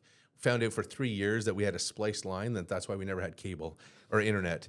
But I refused to go to Bell. And Alina would be like, well, why aren't you going to Bell? And I'm like, well, you know, and then I'd be like, listen, hon, the same people that were involved in my situation, I've seen them holding Bell Let's Talk signs. Yep. We're here to talk. Yeah. I'm here. I'm a listener. And I'm like, F you. You're not that person. And Bell is using what you're doing because you're in a uniform or you're, you know, Joe Public with this company. They're using it as a ploy to get like the sympathy card. Oh, look at us. Look at all the good we're doing. And I'm sure behind the scenes, there's tons of good that happens from it. Yeah. But when I see that portion of it, that's a conversation for the therapist. I'm like, why does this bug me so much? Yeah. Like, well, it's simple that these people are seeking validation, right? And it is certainly a sexy topic to be in support of right now. For sure. I think honestly, to the core, they might struggle with their own insecurities, which is probably why they deflect onto you, right? I think that's often the case. Like I said before, if somebody is in a good headspace, they're not knocking other people down, right? And They're lifting. They're always lifting, right? Yep. And or straight up, they just don't have time to worry about your stuff, right? Like they've got their own shit going on. Like if you're busy, right, like if you're in such, and again, like obviously not the people who are like close to you, like they should certainly have time for you. But if it's Joe Blow is knocking you down, it's like Joe Blow's probably, if Joe Blow was in a great space, he'd have Joe Blow stuff going on, right? Like he'd be doing whatever. But yeah, I think it's disappointing, and I think one of the things that I think disappoints me about these movements sometimes, and I think that there's a lot of incredible good that's happened in the mental health space, and like with these movements that have gone on, and I think being able to have open, authentic, vulnerable conversations is what's going to push people forward tremendously. Yeah. I also worry that sometimes we create this space where we validate struggles that are necessary to becoming a better version of yourself in life, and we consider them problematic, and we over-diagnose to a point where we leverage them as cop-outs, right? Like anxiety is one I think that's really pressing to me, and it's really sad because I think a lot of people genuinely feel as though they can't be helped because they're told they have these very real disorders that might not necessarily be what they think, right? And I say this from a place of love, but like I've been someone who's been through like intense PTSD and hyper anxiety, and I've also tell us about it. I was like, I've also been someone who's gone through and spoken in front of like 400 kids at a high school, let's say, right? Yes. And I was horrified when I was speaking in front of 400 kids at a high school. I was shaking, I was nervous, I was what you would consider very anxious.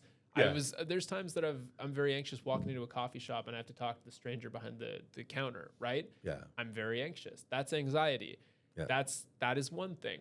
There's also walking around the street, like genuinely like kind of like starting to contract yourself because you're so afraid of the world around you. Like that is a very problematic anxiety. Yes. Having to overcome the anxiety of talking to a new person or speaking in front of a crowd to make a difference in people's lives, that's healthy anxiety. That's growth anxiety, right? You're afraid of failure, which is fine, right? Whereas like the neurological side of anxiety, very, very, very different, right? And it disappoints me that sometimes people will leverage these as cop-outs, and what they'll do is they'll prevent themselves from growing because they've normalized some of this stuff. So they're such good with it. I wish that it was used as properly as it could be, if that makes sense. Because I do think that there's sometimes things that are necessary to growth in life that we've now allowed people to excuse themselves from going through. And that's coming from someone who was, at one point after the pandemic, literally afraid to walk into a coffee shop and talk to the 16-year-old girl behind the counter giving me a drink, right? Because I didn't want to say something stupid. I didn't want to look bad. She wasn't going to remember me anyways. But like, I was so afraid to have those conversations. I'm afraid to go door to door if I'm looking for sponsors for the charity. I'm afraid to pick up the phone and call somebody. I'm afraid of those things all the time, right? But that doesn't mean I have anxiety disorder, right? It means that I'm afraid of failure, which is an entirely different thing. And if I do pick up that phone and make those phone calls, every single time I do it, I feel like a better person at the end, because eventually you get better with it and you realize it's not that deep, if that makes sense. Yeah. No, it absolutely does. It's one of those things where to be proficient at something, I mean, you have to do it thousands and thousands of times, fail miserably during that process, right? And embarrass yourself and check your ego a little bit as well. Humble yourself. Yeah. And you're going to go places. Yep. You know, there's stuff that I'll do and I'm just like, oh man, like that was stupid. Like know your audience, right? Yeah. And then there's other times where I'm like, the next time around, oh yeah, I'm not going to do that one again. Yeah. You know, you pick up on those things, right? So, and with you, I mean, rightfully so. I mean, going into environments could be very triggering. Could be, I mean, regardless of pandemic or not. Yeah. Just the fact that you're entering into a dwelling, an establishment, that can be very triggering. For sure. I mean, there's so many things that rightfully so could be. Yeah. And the most powerful thing you can do is recognize it and work through them. Yep. And continue for that. And that could be different for everybody, right? Like even if you're really, let's say you're a really shy public speaker. Like my girlfriend really doesn't like public speaking, for example. I like doing it, but I'm incredibly nervous doing it because I don't want to mess up like everybody, right? Yeah. Anyways, and the more that she's done it within her workplace and like talked in front of that team, the better she's gotten at it, right? Because she's built up that confidence. Alex Hermosi, I'm sure you know who Alex Hermosi is, but he talks about it. It's like, it's on my phone, wherever it is in my background, but it's like one of the quotes that he, where is it? It's like my favorite quote, I think, ever. But he's just like, you don't become confident by shouting affirmations in the mirror, but by having a stack of undeniable proof that you are who you say you are, right? Yes. And that's so powerful to me, because every time I walked into that coffee shop afraid to have a conversation with the barista was one more time that I was proving to myself, like, you can do this. It's not that deep, right? And it's the same thing when you're speaking in front of a crowd. The more you do it, the more you realize, like, you're capable of this, right? And even if you fail the first few times, right? Like, one of the funniest examples, I've got a friend who, shortly after I was shot, I was helping out a buddy running his business because I needed something to do. I was bored when I wasn't in the gym. I needed something to do, but I couldn't go back to a full-time job because I was in the gym 5 hours a day, right? So I have a friend who runs this company. They sold like 3D commercial renderings of properties before they were built. So just like a local Ottawa tech guy who's one of my buddies. And we brought on one of our younger friends to do sales on the team. Like, I'd done sales before, so I had a good understanding of what needed to be done, how to speak, like that kind of stuff. And he was so new to it. And the first time he made a phone call, he was just totally bamboozled. You know, like the first call he makes, we're selling, renderings and, property management software and that stuff. And he gets on the phone, the first person connects, and they're like basically like, he's like, hi, like my name is X, and I sell website extenders. And like, I don't know what a website extender is. That's a real thing. And like, literally you could hear the person at the other end of the line just being like, what? What are you talking about? Like, what about it? Like, why? And he's just like so hesitant. And it was like one of the worst calls that I've ever seen. He hangs up the phone, and me and my buddy are just laughing in the background. We're like, what are you doing, right? And then we tell him like what to do better, and he gets back on that second phone call, and you think it's gonna go a lot better, right? The person connects, and he's like, hey, like, is Jeff there or whatever? And the girl's like, no, Jeff died last year. Oh, Jesus. He's built up this, like, I'm gonna do it this time, and he's like hit with one of the hardest things I could ever imagine on a sales call. And he's like, oh, well, I'm sorry, that's really bad. Like, it just like hangs up. But now he's like this an incredible salesman. He's so good at what he does. And it's like he was 0 for 2, but he started even that day, right? He made maybe 30 calls that day, and by the end of the 30th call, he got it. Right? He did it. Like, he was comfortable doing it. He wasn't an expert salesman by any means, but he was not afraid of being on the phone and not afraid of the other person hanging up. Right? Yes. And it's just that repetitive action and that failure and that willingness to be comfortable embarrassing the hell out of yourself. Right? I guarantee you, both the people, maybe not the second person, that first phone call, like, they don't remember who he was. They have no idea. Like, even if they do, they don't know his name. They're not like looking for him, right? Like, it's never that deep. But you have to do it, right? Like, you have to be comfortable just being laughed at, being a loser, being the guy who gets made fun of. You get out of your comfort zone. Today, I challenge you to our plunge. You're like, oh, I don't know if I can do it. It's a whole lot colder. I do a plunge at, I'll do 50 degrees Celsius, and I'll do it for like 10, 15 minutes, like relatively comfortably, right? Like, it's not that bad. 39 degrees Fahrenheit is cold, it's man. Freezing. That's really cold. But you went in, and you had this expectation I was going to do a minute, and I was like, no, like, don't have an expectation on it. Just go in and worry about your next breath, and then worry about the breath after that, and keep doing that. Well, and once those add up, I lost track of time, and I genuinely thought it was like a minute 30, and you're like, what time do you think it is? I'm like, I don't know, like a minute 45, and you look at me, you're like, it's 3 minutes, and I was like flabbergasted, like, I genuinely didn't believe. And then you went on for 3 more minutes. You did over 6 minutes when you're like, oh, I'm gonna only be able to do 1 minute. And I'm like, no, get that out of your head, because you've been through worse in life. You can shivered for the next 25, 30 minutes. You definitely did shiver. Pretty cold. Yeah, you were definitely cold. We had 4 or 5 coffees, but but that's okay. You know what? You challenged yourself. You put yourself through it. Now, I don't force people to do cold plunging. But there is such power with it. There's such mental resilience with it. It's physically, it's good, but mentally, it's fantastic. And we're talking about trauma. I've had numerous people that come in, lots of trauma, and they go in there, and it gives them this sense of power. They're taking back they're going into a stressful environment. They're doing it themselves. So now they're taking ownership of that. Yep. And then all of a sudden they have control. Yep. They are the ones like yourself. You didn't have control over from the moment that you got out of your vehicle, you had no control over the next steps of your life. Yep. And that was taken from you. You, from the time you got shot, had ownership. Yep. Going, hey, I'm going to survive. I'm going to do this. Calling your mother and scaring the shit out of her. But you took ownership from that moment on. But for a brief moment, when the trauma happened, you didn't have any ownership of that. And today you went into that 3 degrees Celsius water.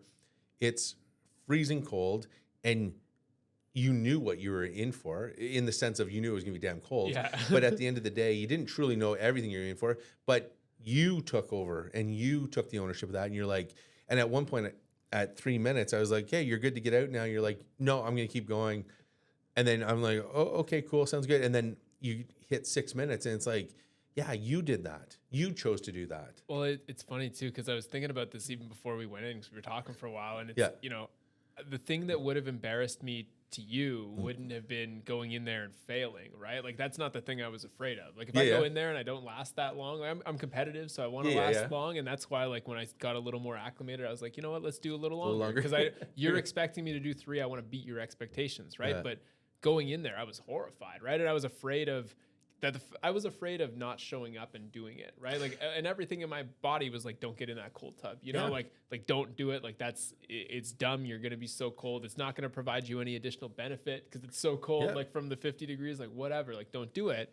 But then I got in there and I knew that I was going to be able to look at you afterwards and be proud of my, feat, because I showed up and I did it. But how interesting is that at that moment, I'm essentially a stranger to you. Yeah. You know what I mean? And yet you have such high expectations of and care so much about what I think of you. Yeah. Where you don't have to give a shit about what I think about you. It's fair. You know what I mean? Like, you don't. You can walk away today and be like, yeah, it doesn't matter. You know? It's in that moment, you should just care about yourself. And yet you were so worried about what I was going to think of you. Yeah. I was like, man, I've had people go in there and leap out. Like, they're going to hit the ceiling. Their rear end touches the water and they're jumping out. Yep, not for me. Yeah. Seconds. I think part of it too is proving it to yourself as well, right? I think it's a strong combination. And that might have been what kept me in the tub too, right? It's like I needed to show myself that I was capable of that, especially you're telling me people are in there for 30 minutes, 25 minutes. And like, the least I could do is 5, like 6 minutes. I think like the least I could do if the pinnacle, the bar is there. Right. But yeah, trust me. It's funny, because I had a friend of mine who retired rescue diver. Yeah. Clearance diver with special forces. So he's used to cold environments. And he got in there one day and I went back to check on him and 25 minutes had passed. Yeah. And he's literally lying in there like he's on a hot beach. Yeah. And I was like, so you coming out? He's like, man, this is great. 3 degrees water. And I was like, are you kidding me? And he tells me, and again, it comes back to perspective and everyone's perception on stuff. He tells me of a time when an Italian ship, I think it was, I might get this wrong, but like in the Barents Sea or something, goes under. And they were doing a training thing. He thought they were getting called for a training exercise. So he comes out, puts his suit on, but normally you'd wear thermals and stuff like that, I guess, under it. But he goes into the water to go get these seamen that their ship has gone down. They get rescued, come back over, and then it's his turn to get pulled up, and the crank gets broken on the boat. So he gets stuck down there in freezing cold temperatures, and he's there for hours while they're working on this crank. Yeah. And so he says to me, he's like, this is nothing. Yeah. He's like, I can choose to get out of that. He goes, being in that environment sucks. Yeah. Like, you have no control. You're in an ocean and it's freezing cold, and you're an idiot and didn't wear your thermals because you thought you were just jumping out for a training exercise. You'd be back in 15 minutes. Yeah. No, and I'm like, yeah, fair enough. You know, because the people that do the best in there are probably hands down women who have had children. Fair. They're gangsters. Yeah. They're like legit gangsters. They get in there. Oh, I don't know if I can do it. And they get in there and they're sitting there and they're loving. I'm like, Yeah. you're not even breathing funny. Yeah. Like it's unbelievable. I had one woman who came in. She was a police officer in the Barbados. She's had It's a warm climate too. That's why I said Yeah. so warm climate, and she has a couple kids, and she got in there. She's like, oh, I don't know how I'll do. She goes, do you mind guiding me through it with breath work? Yeah, no problem. I'll do that for you. And I'm like, yeah, I'm telling her, I'm like, don't worry about it. Like, it's really cold. Like, she's like, oh, well, I'll see how long I can do. And she hops in, she gets down to her neck. Yeah. And she's talking to me and looking at me. And I'm so intimidated because I'm looking at this monster who's like just crushing it. I'm going, you're not human. Yeah. You're 3 degrees Celsius. You're talking to me. You haven't flinched. You're not shaking, nothing. Yeah. And you're telling me that you grew up in Bahamas. Yeah. And you're doing this. And she's talking away. And I think 8 minutes passed. And I lost track of time because we're just talking, and she gets out. She's like, "Oh, well, that was good." She's like, "I really appreciate your help getting me through this with the breath work." And I'm like, I sat there in disbelief that you're like, I didn't know a human could do this. Yeah. You know, because I had to work up for Yeah, years of doing it. And to this day, if I take any time off, when I get in there, I am frozen. It's awful, but it's good at the same time. She just goes in and crushes it. Yeah. 8 minutes, no big deal. Gets out. It's like, are you kidding me? Well, it's just so like, much of it is the mental side, right? Yeah. It's like I went in there under the fear that I was going to be incredibly cold, and then I was incredibly cold. And then when I sat in there and was like, well, I got to stay now. Like, I lost that fear a little bit. I was like, what's the worst that happens? Like, I die, you know, like it's not going to happen.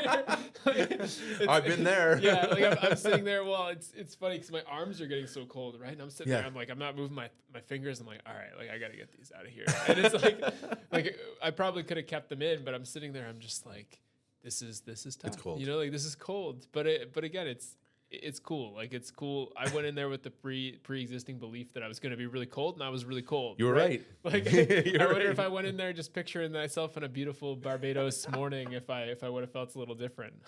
I do way better with our cold plunge if it's wintertime and it's cold out. That makes sense. And I'm already cold. I go in, I get in the water, and it's cold. Yeah. But there was one day I stopped at the clinic one day, and it was 40-some degrees outside. Yeah. So I come inside, I'm dripping in sweat just from the car to here and going to use the plunge. Mm-hmm. And I got into the cold plunge, and it was like a million knives hitting me. It was so cold. Yeah. I went from 42 degrees or whatever it was outside to 3 degrees. Yeah. And I couldn't believe it. I was like, what am I doing to myself? This is awful. You know, my sweat, I swear it turned into icicles. Yeah. I'm frozen in there, like, you know, but I felt great afterwards. Yeah. You know, and then that's it. You always feel great afterwards, right? Like that's I guess the benefit to going through any sort of hard thing, right? And who knows like what the psychological breakdown of that is? Maybe you're just so stressed out at that one point that normal feels better afterwards, right? Yeah. Who knows? It's mental resilience, man. It truly is. You've been through a lot of it yourself. I think you're thriving. You're crushing life. You're doing so many good things with the charity and your interactions with people. It's amazing. I want to have you back on here. I know we've been talking for a long time, and we got to get you out of here. I know you got a bunch of stuff to get going, but I want to have you back on at some point and for sure keep us on the loop. But before we leave, how's everybody finding you? And tell us more about the run itself and where it's starting and where it's ending and what it's about. Yeah, so my Instagram, my TikTok, both Peacock _Brandon. So Peacock like the bird _Brandon, BRANDON. We do have an Instagram account for the charity as well at htgrcharity.com. Or sorry, HTGR charity, like just that. And then the website is htgrcharity.com. You can see our ongoing patient campaigns, who we're working with, some of the grantees that we've already worked with, what we've been doing. If you want to donate to the cause, that's where you do so. Tax receipts sent out automatically through that software we have on the sites. But just not Mexico yet. Not Mexico yet, just USA and Canada. But yeah, it's great. And Yeah. What else? What else did you ask for there? The run itself, when's it taking place? So October 7th 7th? is when the run's going to be this year. We're expecting somewhere between 50 and 150 people, and that sounds like a big range for someone who's 10 days out or 9 days out. Yeah. But in the last couple of years, no one signs up until the last week minute. before, because it's everybody that I know, right? So I kind of have to poke them. I'm like, hey, like, guys, you told me you're coming 30 times. I need you to sign up so I have numbers. So how long is the run? It's a 5K and a 10K. 5K and a 10K? The 5K is kind of like a run walk type thing. If you want to book it, you want to run a sub 16-minute 5K, go do it. Great. Yeah. Like, that'd be awesome. If you want to run a 55-minute 5K where you're running and you just want to finish it, go do that too. You know, like, it's about coming out and participating and being part of the community and showing that you can be a little bit resilient, right? It's going to be kicked off. So the 5K and the 10K both are going to be kicked off by Gavin. So Gavin's going to wheel the 5K. So he's doing the full thing. He's a little nervous for it, but excited, I think. I'm excited for him. I think it'll be so cool. And I think he'll, similar to what we were talking about, he's continued to surprise himself with his recovery journey. And I think this is going to be another one of those moments. But I'm always happy to have him down here. He's from London, Ontario, but I really do, like, he's like a brother to me at this point. So and where what day is the 7th? Saturday. So it's the Thanksgiving weekend, but we're launching at 11 a.m. on the Saturday from TD Place. So the Red Black Stadium. So we're going to be having our concessions there, our like hangout afterwards. We'll keep everyone there till like 2:33. You could leave whenever you want, obviously, but we'll have food, we'll have like pizza, we'll have drinks, like that sort of stuff there afterwards for everybody who wants to come participate. And amazing. It'll be a lot of fun. We're not closing down the canal streets, so we just have everybody running down the canal side. We don't have that kind of power yet. You'll get there. We'll get there, but we don't have the Ottawa Tamarack race weekend powers yet. But it's good. I think it's so much more. It's so meaningful, right? And I think it'll be cool to have Gavin out there, to have our team out there, and just showcase the good work that we've done, but also bring people together, right? I think every year we're able to bring a lot of, you know, my network and their network and you know, friends' networks together to kind of celebrate the work that we're doing and fundraise for something meaningful, right? And I hope to be able to take on our fourth grantee after this run, hopefully someone in Ottawa, because we've done so much local fundraising over the last little bit. Actually, I'll commit to someone in Ottawa right now. I want it to be someone in Ottawa. It will be someone in Ottawa. We have a couple of people in mind that we're trying to line up right now, but somebody who can really use those resources and connections that we have in the city to empower their recovery journey, right? And also allow me to have somebody who's in the city that I can connect with and I can kind of mentor them through, right? Similar to Ethan, who was our first grantee, who will be there this year as well.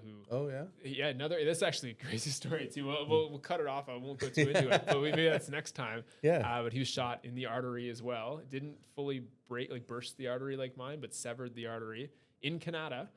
So in the town that I grew up in, like a year and a half after I got shot. A year and a half? Yeah, like 6 months after I started the charity. Like literally he just, like, they shot up the wrong house and they hit him. Like the attackers, like, just hit the wrong dude in the wrong backyard, completely uninvolved with everything. Same story? Very similar story. Except the target wasn't even present. So like it was like similar but different. Like at least for me, they had a dude they were aiming at and they missed. They did a really bad job, right? Yeah. For him, like they literally just hit the wrong spot, right? And so he's maybe 2 or 3 years younger than me, so a little bit younger than me, but dealt with a lot of the same issues, had severe nerve damage in that I think it was his right leg as well. I could be wrong. I think pretty confident it was the same leg as me. So same leg, same story. A year and a half later, we'd raised funds. He was the first kid we worked with. We brought him to our physio clinics. I was there every session, which was awesome, and kind of pushed him through that recovery journey. And it was nice because he'd be like, I've got nerve pain. You know, this is really bad. Like, I don't know if I can push through it. I'm like, dude, like, I get it. You got to go. Like, I've been there, right? Like, I've been exactly where you are a year and a half ago.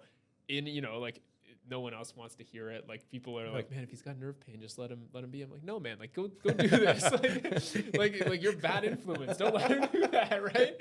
Man, he's got nerve pain. but now he's a year and a half removed, I guess, whatever the time frame's been, and he's squatting 300 pounds. Like he's back to full health. What? Like he's working out. He's strong. He's done all of this incredible stuff. Now he's back to sports. Obviously, he was back to sports within a couple months, but we pushed him really hard. Frank worked on him. My buddy James worked on him too, who's at Ottawa Sport and Physiotherapy, Orleans, like my second family. They pushed him really hard, but we got him back really quickly. And it's just a testament, I think, to what proper care can do and what our cause and our mission support. And I was also fortunate to be really close part of this one, right? Like everybody that we work with, I'm close with, I talk to frequently, and it's something that matters a lot to me because I don't know if I even talked about this in the 3 hours that we've been talking, I know. But like there's three steps to any recovery journey. I truly believe, right? And you know, the first is hope, right? I think that hope is the most important thing. It's more important than any dollar figure you can place on trauma. Like I know people who've had so much money, have resources, can get like stem cell treatments. This is something we also didn't talk about, but these like crazy next level treatments that have been showing certain benefits in a lot of areas. Like they have the tools that 99.9% of the population doesn't. And they still don't recover because they don't have the drive and the determination, and they also don't believe that they can get there. Right? So if you don't have hope, you'll never have drive, determination to recover. Right? So that's the single most important thing. The second is resources, because obviously those resources are incredibly important, right? It's huge. If you believe in yourself and you have the tools to pursue that belief, you can be successful in your recovery journey, right? And the third step is obviously community, right? Like having those people around you who can lift you up when you're down, having those people who can hold you to the hard truths of your situation, like we were talking about. Like all the kids that I work with, I give them that hope by showing them other stories of people who've been through them that I've got in my network, who've been through similar circumstances that I've got in my network. And then I give them the resources to get them into a clinic to recover. And then I bring them into that community where we have more and more survivors, right? Who are able to give them that same sort of support that I was fortunate to have. And, you know, if I had to take 3 bullets to be able to kind of make this level of impact, like it's a no-brainer, the trade-off for me. I would certainly do it all over again to get to where I am now and be able to do that. So it's crazy the journey, eh? It's crazy the journey.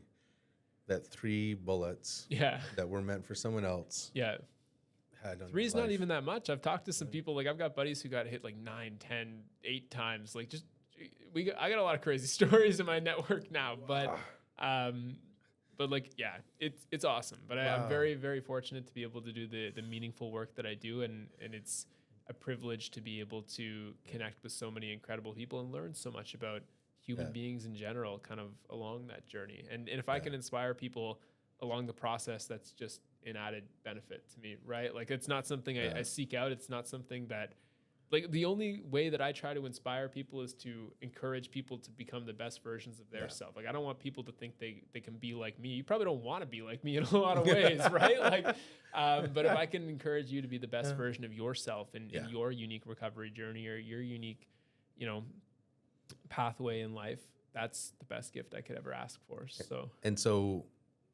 what's the next step for you then? I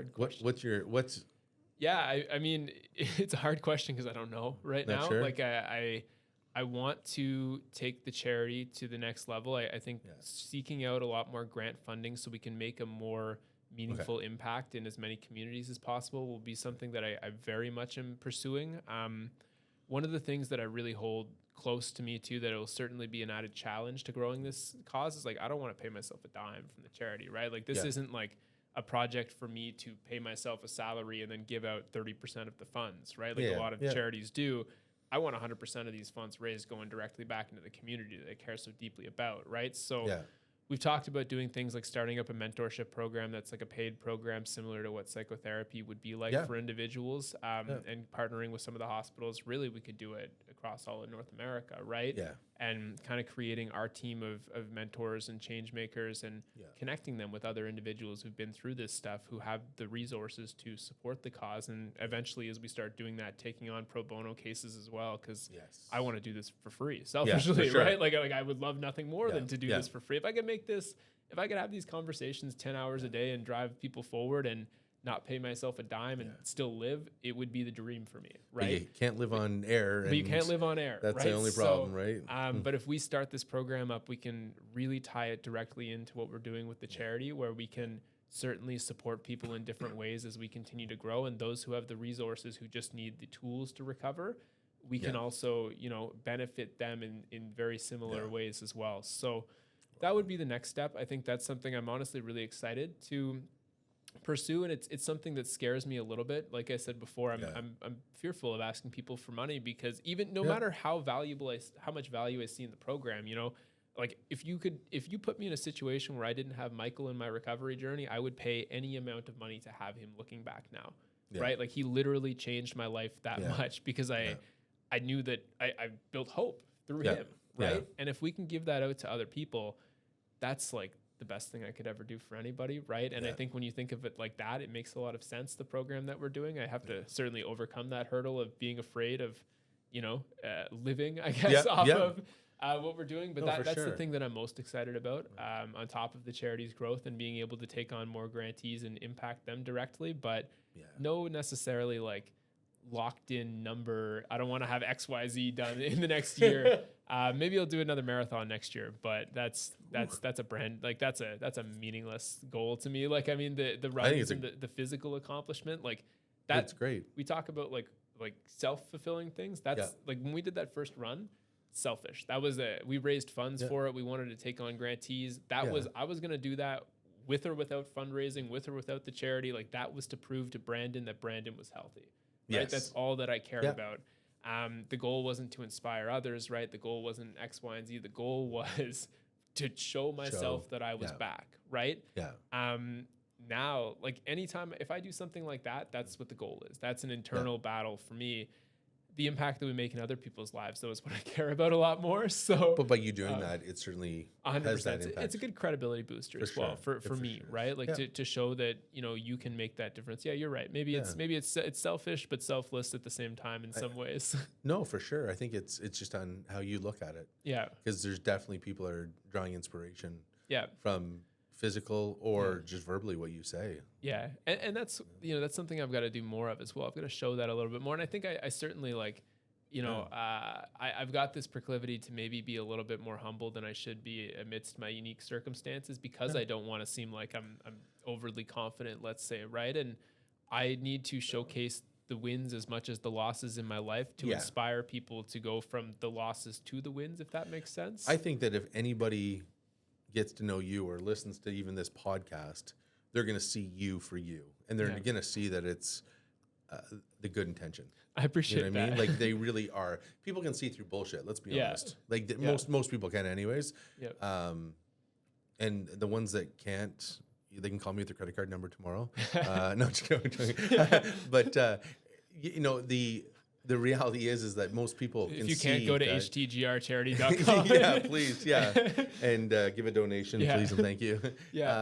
But what you're doing is inspiring, and maybe at the time you started the charity, you didn't think of it as being inspiring, but you just looked at it as a platform. Yeah. But certainly know that now what you're doing is inspiring. It's a platform. You're making actual changes in lives, and that's to be commended. Because you're taking something that was brought on you that obviously you weren't looking for, and you're doing something with it, and you're using it as platform to propel forward and help others.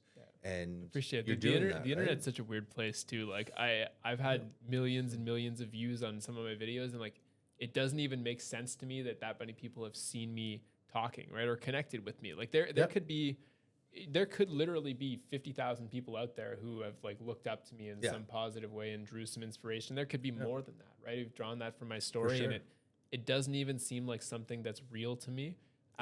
Even when I get tons and tons of messages, I have people all the time who even still to this day, like will reach out to me with some of their accomplishments, or like, I had a guy reach out to me last week. I haven't been posting much content, and I had a guy reach out to me last week saying I got shot in the femoral artery. Like similar to you, I've never seen anyone else on here with that. I don't talk about it with anyone.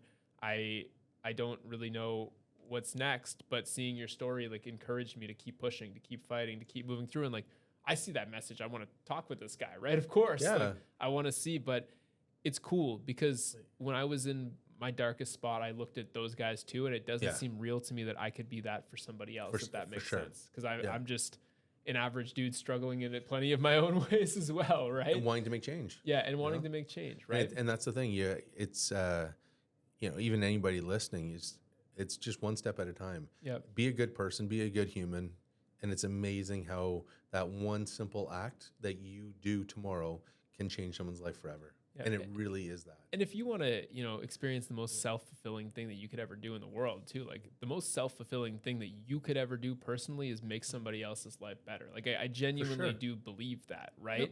And if you've had the opportunity to truly change someone's life, not just change it like a moment, let's say, but like truly make that impact on someone's life, it is so much more fulfilling than any impact you'll ever make on yourself. It's so much more fulfilling than any dollar amount you'll cash in your bank account. Like, if you gave me the chance to have $1 million, right? Well, I mean, maybe I'd take that million and then reinvest it into doing more of this like good stuff, right? But like the sensation from working with Gavin and seeing the progress he's made, there will not ever be any. I mean, you could see the way my face lights up when I talk about it, right? Like the most gratifying thing for you. It's the most gratifying thing I've ever experienced, and if I can make my living and make my life doing that, like it's the dream.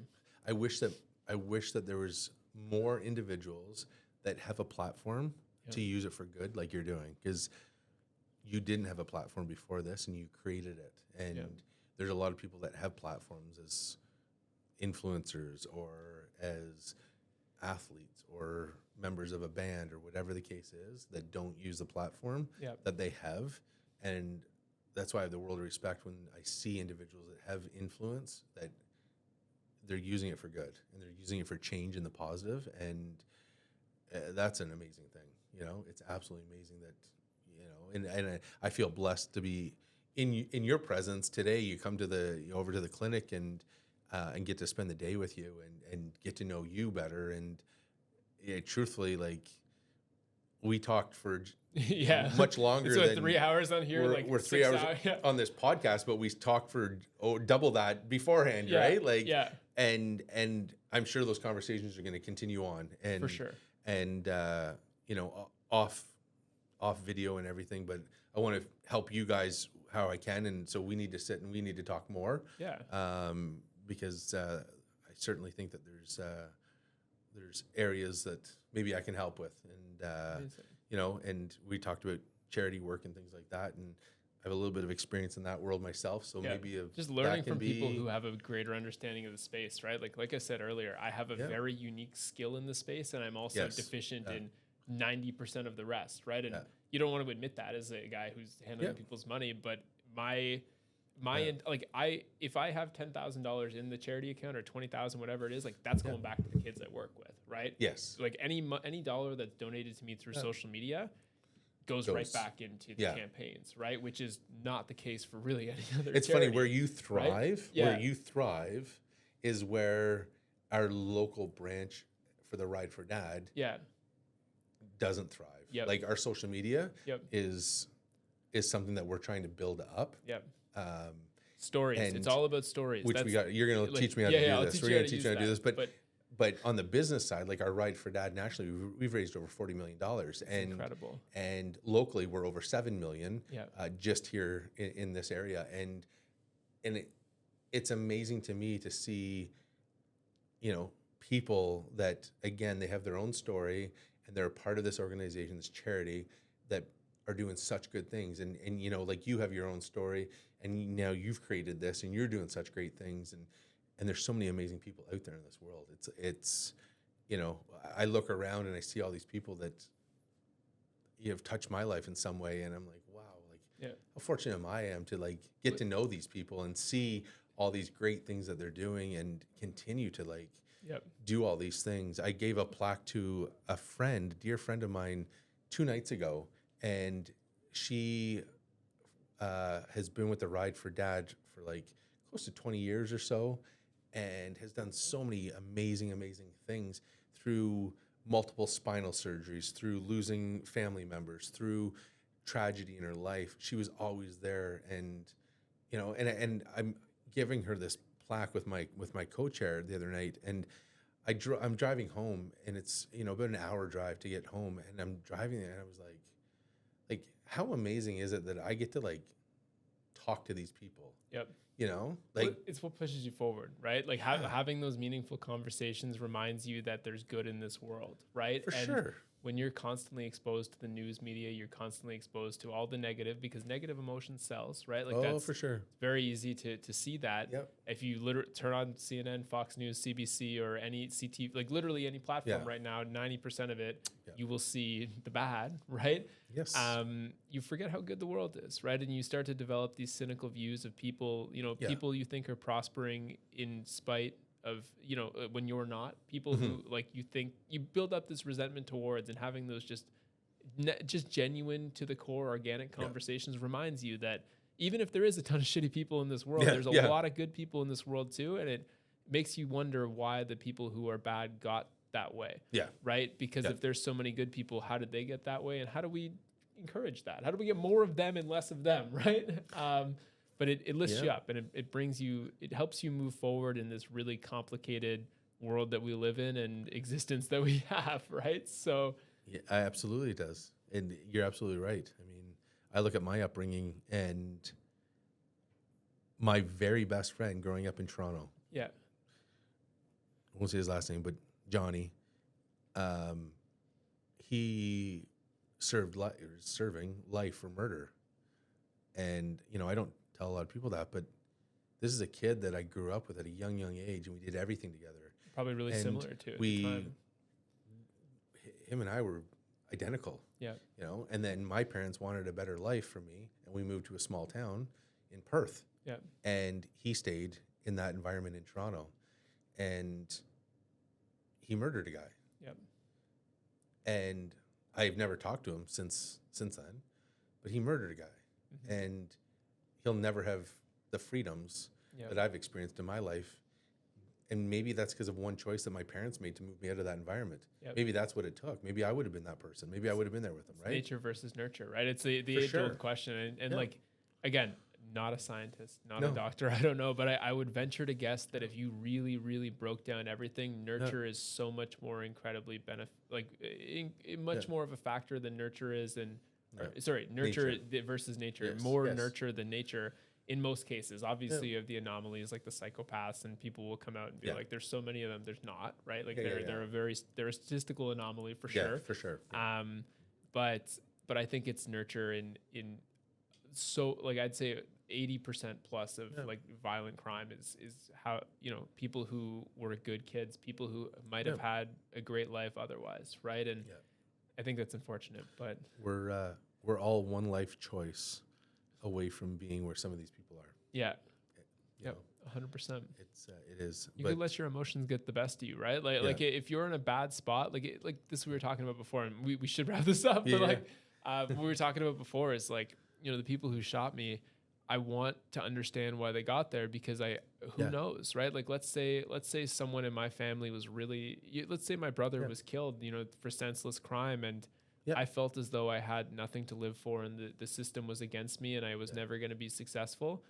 I don't know what I would do, right? I'd like to think that I wouldn't do that, but if I was that beat down by the world and that broken down and that emotionally impacted by the death of someone that I loved, like who knows what I would do, right? And it's hard to process, but especially when you're sitting in a silver tower, and your life is good, you don't understand why people make these incredibly difficult, heinous, often decisions, but they're never coming from a good place, right? Like they're always coming from a defeated individual who's been beaten down by so many different life events and circumstances that they just feel like there's no other option, right? If you're raised in an environment where physical violence is a source of dealing with problems, then what's the outcome there, right? Like it really is. And I'm the same way. To this day, I consider myself to be a level-headed man. Yep.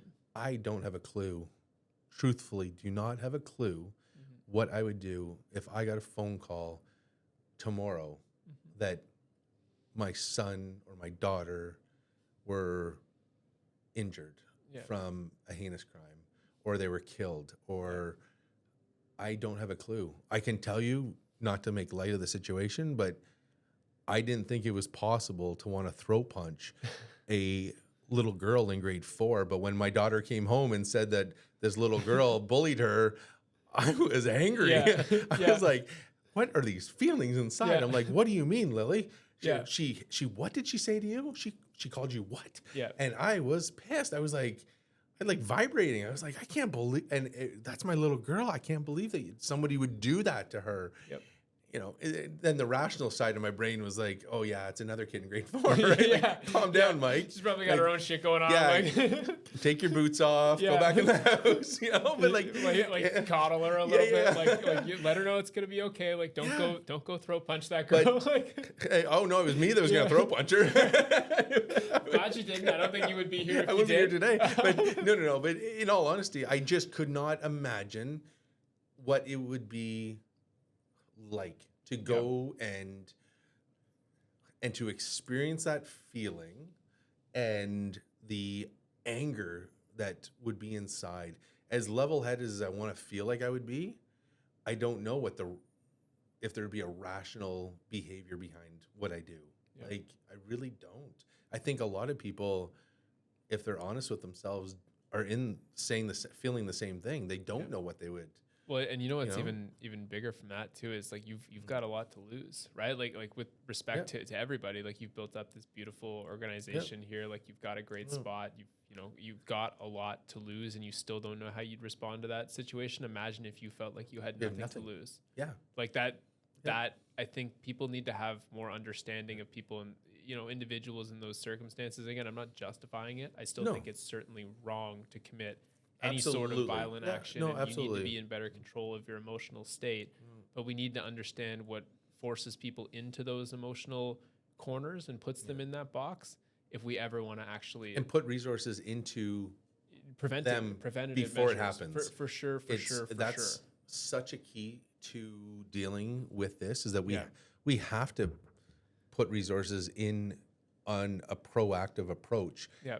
And as a society, we have significantly failed in that realm. We've failed in our judicial system in many ways. We failed in our medical system in many ways, where we're not taking a proactive approach. We have a healthcare system, and I don't want to go on a tangent, but we have a healthcare system in Canada. We'll talk about that in the next one. Everybody's like, oh, it's free, but at what cost? Yeah. You know, like there's a lot of great doctors that are out there that their hands are tied. You know, there's a lot of great law enforcement officers. Their hands are tied, right? So But on that note, we got a lot of good stuff to talk about next time. We got lots of talking. We can talk about we got lots of that talking to do. for a while. Again, a pleasure. Thank you for your time.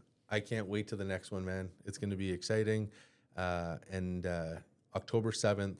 October 7th. People can find you on the website. www.htgrcharity.com. And hit the ground running.